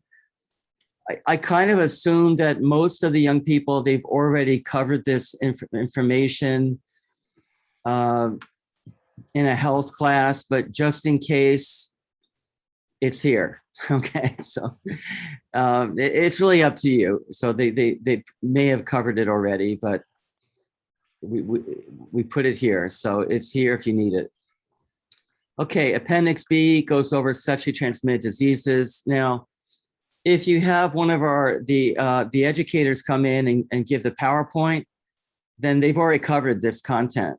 You know, it is part of the PowerPoint. So again, you may or may not need to cover this one, but it is here. And there's a story here about a young woman who, you know, was infected with the AIDS virus and who was trying to survive, but she made some mistakes when in her early years, but then when she got older, she was straightening out her life, but by that time she'd already been infected and she did pass away.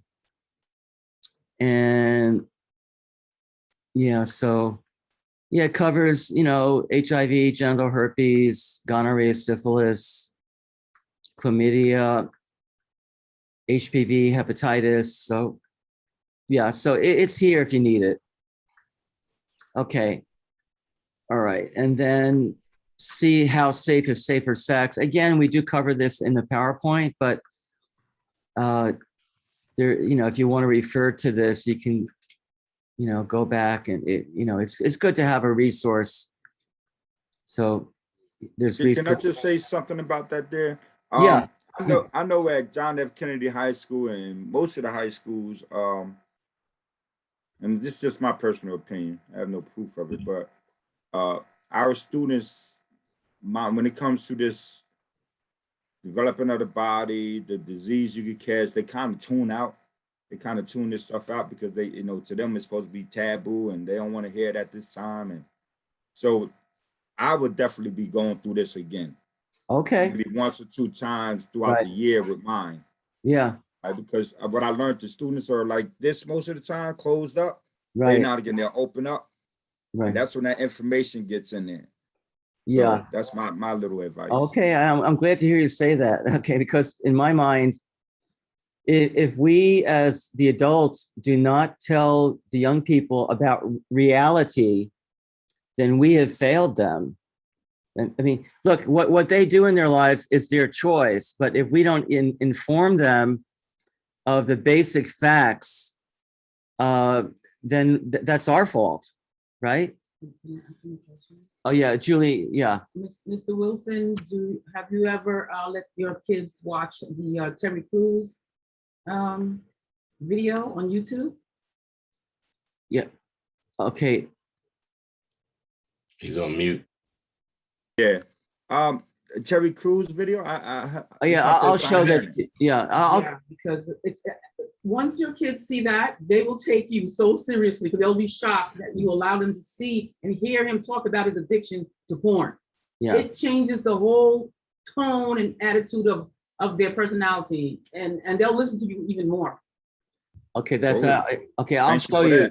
Okay, we'll take a look at that. Okay. It changed my kids. I tell you that. Yeah. Well, I'll show that. We have that in. And we use it. Kurt Franklin has one too. He was talking to Oprah back in the day about his addiction too. Yes. Oh yeah. Really? Right. Okay. Yeah. All right. I didn't know that. All right. I'll check that out. Thank you.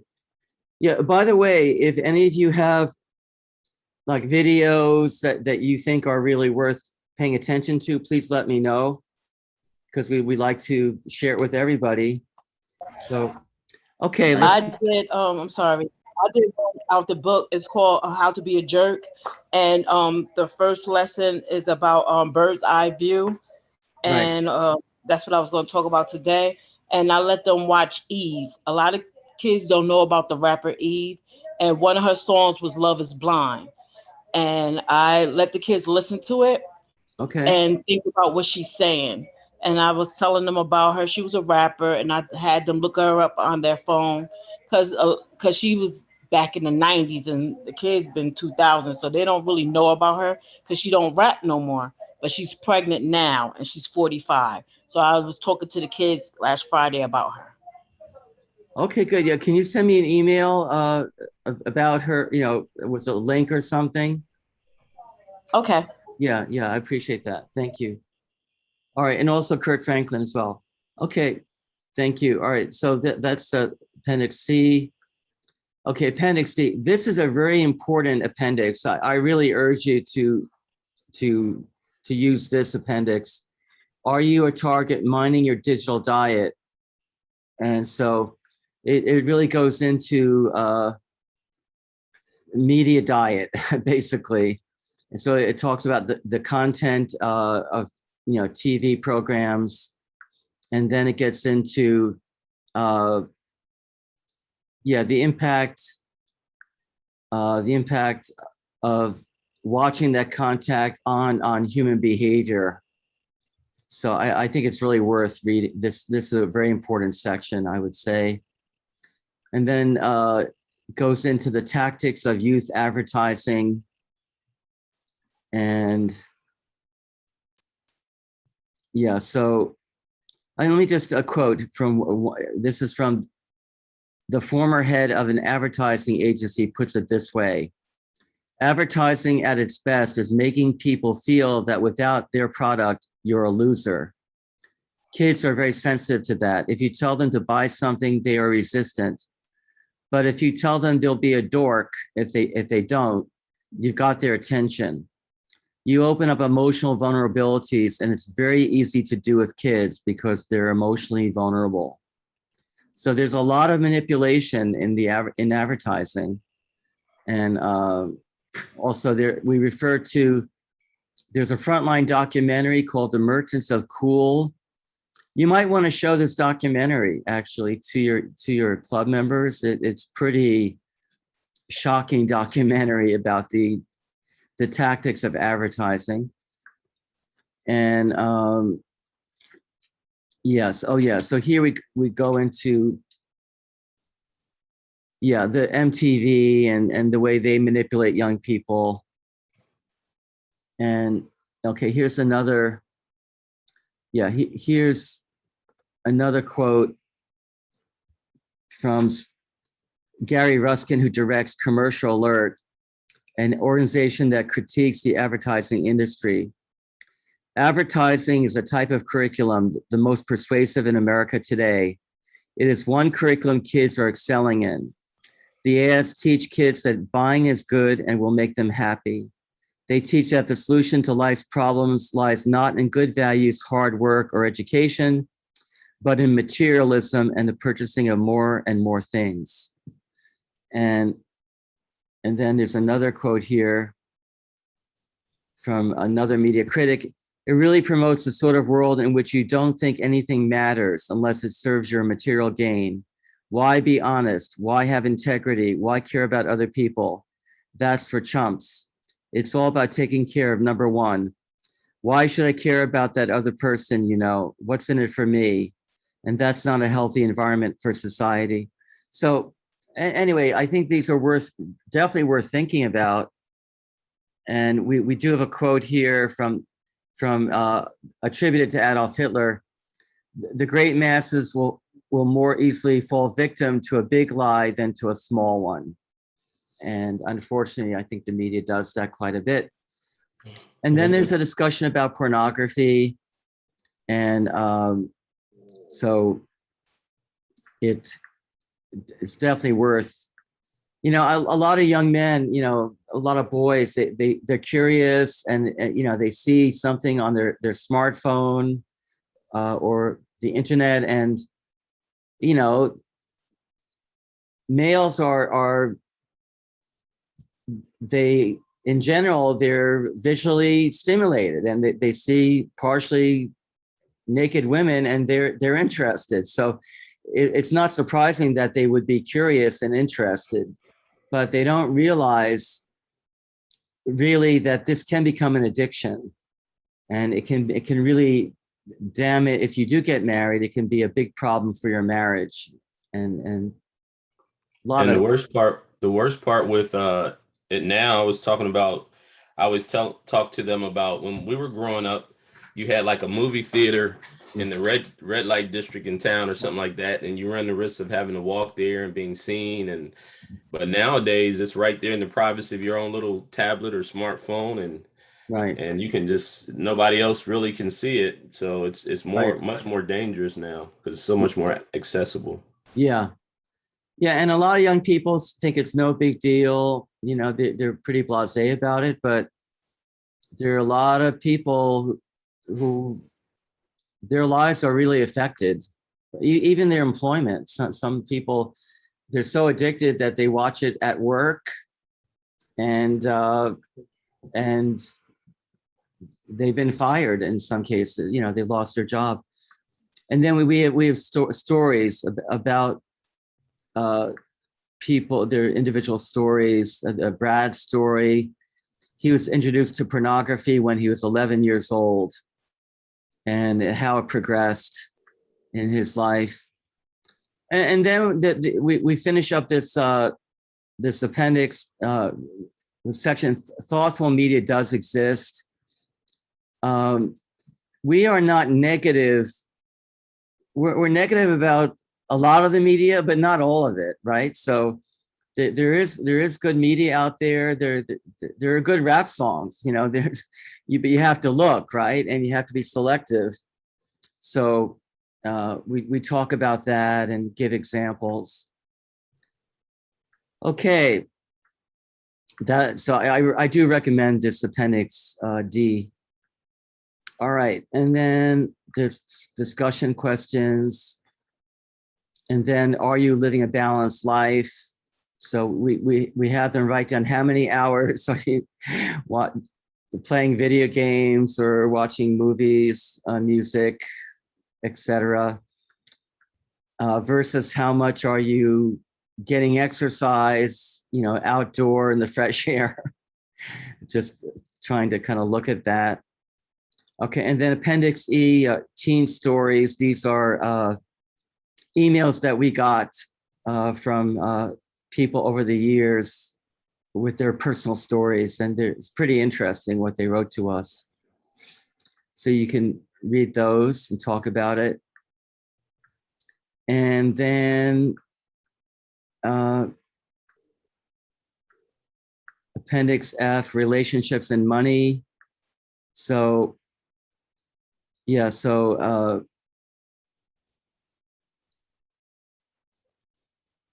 yeah, so for instance here, it says that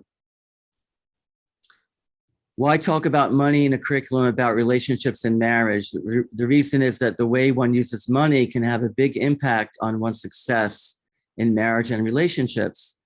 Money problems and disagreements about money put stress on many marriages and are leading causes of divorce. So yeah, so it talks about this issue, and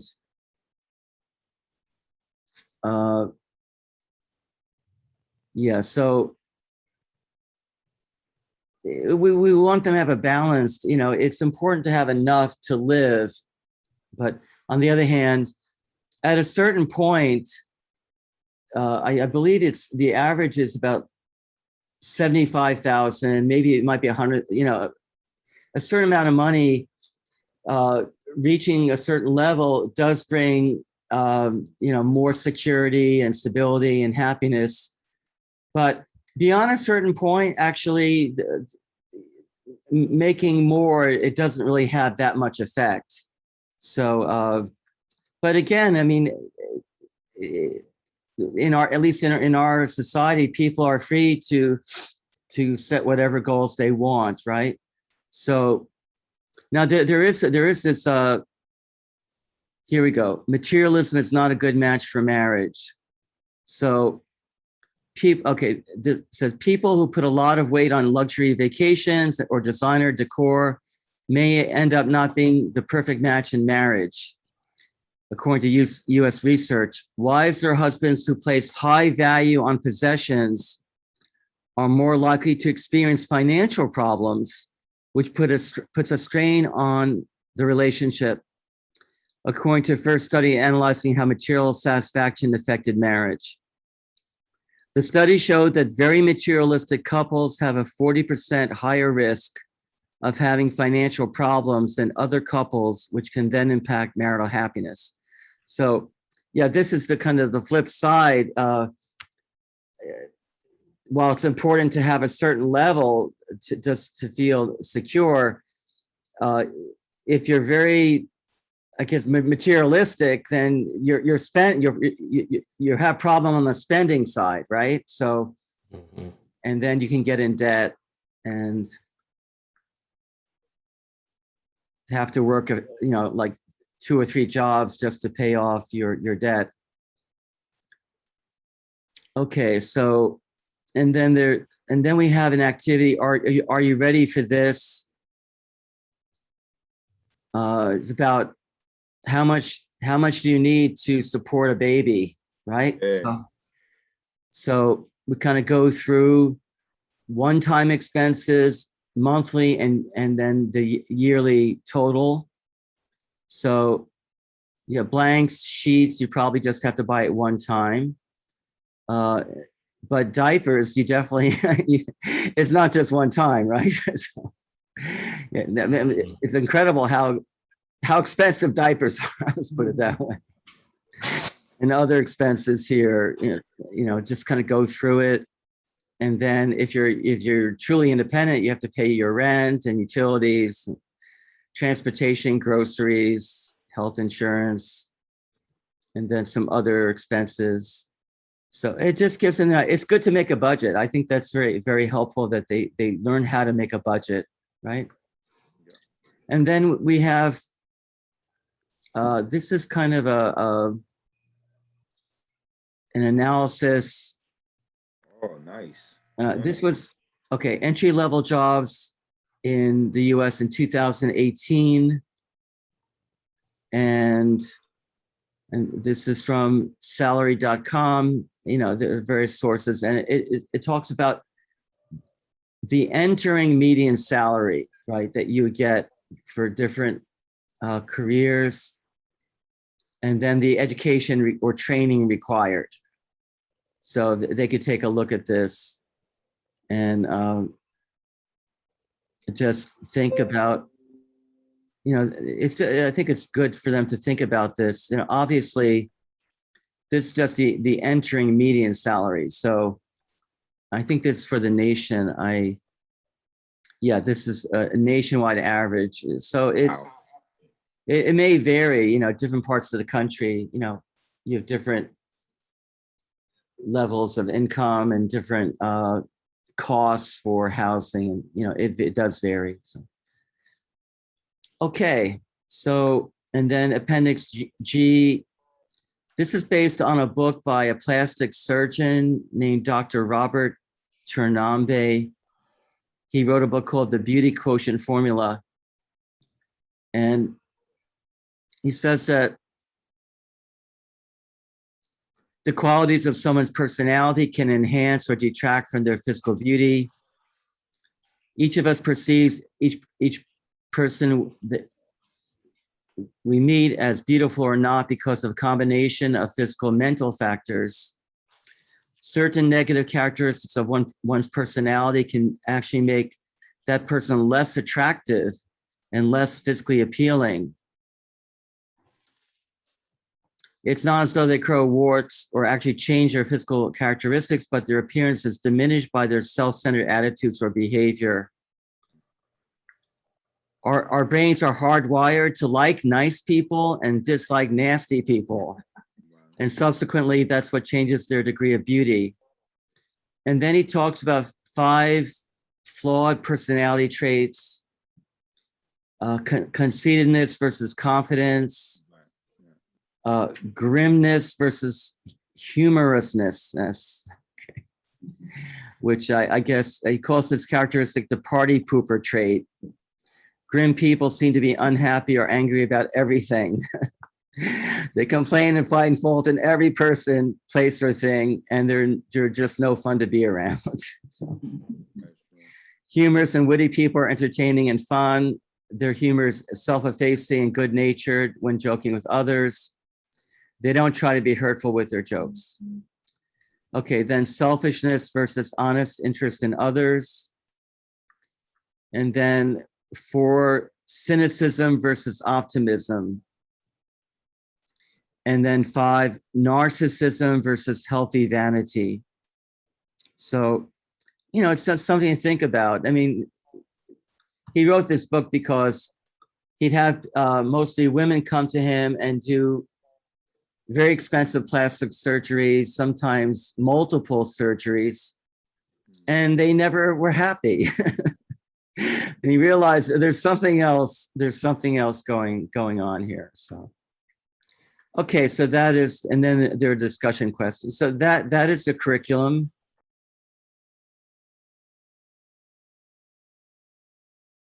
Video resources, certain resources. We actually have a number of those that you can use. So maybe I can just show. I want to show you one before we take a break. Let me just let me share with you. I want to show you where it is too. And I'll give you access. We have a folder on box.com with all our PowerPoints and the videos used in the classroom presentations. And I would like you to have access to that. And actually in the lesson outline, we actually suggest the slides from the PowerPoint that are relevant to each of the lessons. So, and videos too. So I want you to know about that. Hey, what's up, Facebook family? How you doing? It's me, Terry Crews again. I just want to address some things real quick, man. You know, the subject is dirty little secret. And, you know, for years, my dirty little secret was that I was addicted to pornography for years. Now, most of you who are on Facebook are using the internet. And it's kind of crazy because this thing has become a problem. I think it's a worldwide problem. But pornography, it really messed up my life in a lot of ways. And, you know, the thing is, it became a thing where I didn't tell anybody. I didn't tell anybody. It was a thing that it was my secret. Nobody knew. And that allowed it to grow. And it got bad. And when I say bad, some people deny. They say, hey, man, you know, you can't really be addicted to pornography. There's no way. But I'm going to tell you something. If day turns into night and you are still watching, you probably got a problem. And that was me. It affected everything. I didn't tell my wife, didn't tell my friends, nobody knew. But the internet allowed that little secret to just stay and grow. And it was something that, you know, my wife was literally like, I don't know you anymore. I'm out of here. And that changed me. I had to change because I realized, yo, this thing is a major problem. I literally had to go to rehab for it. And the thing what I found is that by not telling people, it becomes more powerful. But when you tell, and when you put it out there in the open, just like I'm doing right now, to the whole world, it loses its power. And everybody wants you to keep this little secret. Don't tell anybody. Don't whisper in this and this. I'm telling. And I'm putting it out there. Let me tell you something. You know, I've been free of this thing probably going on 6-7 years now. Thank goodness. But now it's become my battle to help other people who are going through the same thing. Now I know, again, you're on the internet. If you don't have this problem, it's okay. A lot of people don't. But there are a lot of people who can't stop. And I'm here to help you. You can talk to me. Now, some of you may not agree. Please tell me what you think. But my issue was, and is with pornography, is that it changes the way you think about people. People become objects. People become, you know, body parts. They become things to be used rather than people to be loved. And it really, you know, you start to change the way you see people. And you start to use people. You start to feel like, you know, you're the man and they're just, you know, whatever. And I had to change my thinking. I had to change what I believed. And once I knew, and once I was aware of what it was doing to me, it changed me. And I knew, I said, I got to stop this. And I'm going to tell you this. My wife was like, I'm out. And you know what? I did not get help so that I could get my wife back. I just want to tell you that. I got help because I needed it. My wife could have decided I'm gone and that would have been it. And you know what? Ain't nothing I could have done about it because that was her choice. But she did decide to stay with me because she knew I was repentant. She knew I was going to get help and she knew I was sorry. Let me tell you something, not enough to just ask forgiveness. It's always, always necessary to make amends, to fix the problem, to do whatever you can to fix the problem. So if you are going through some things like this, or if you're not, if you agree, if you don't agree, I'm keeping it real, y'all. I'm keeping it real. Hey, it's your boy Terry Crews. I'm not playing. It's intensity level Terry Crews. We going all the way. 2016. You know what I mean? We don't battle people. You battle mindsets. You battle mindsets that attempt to put people down. You battle mindsets that attempt to hold people back. That's what I'm battling. I don't battle people. I battle the way people think. That's what I'm talking about. Okay, there it is. Okay.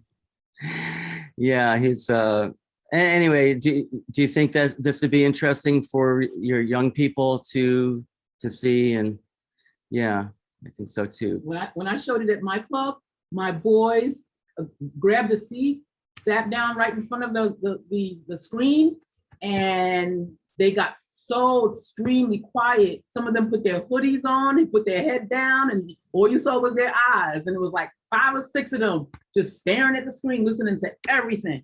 I was like, wow. And it was almost like it gave them a sort of like respect for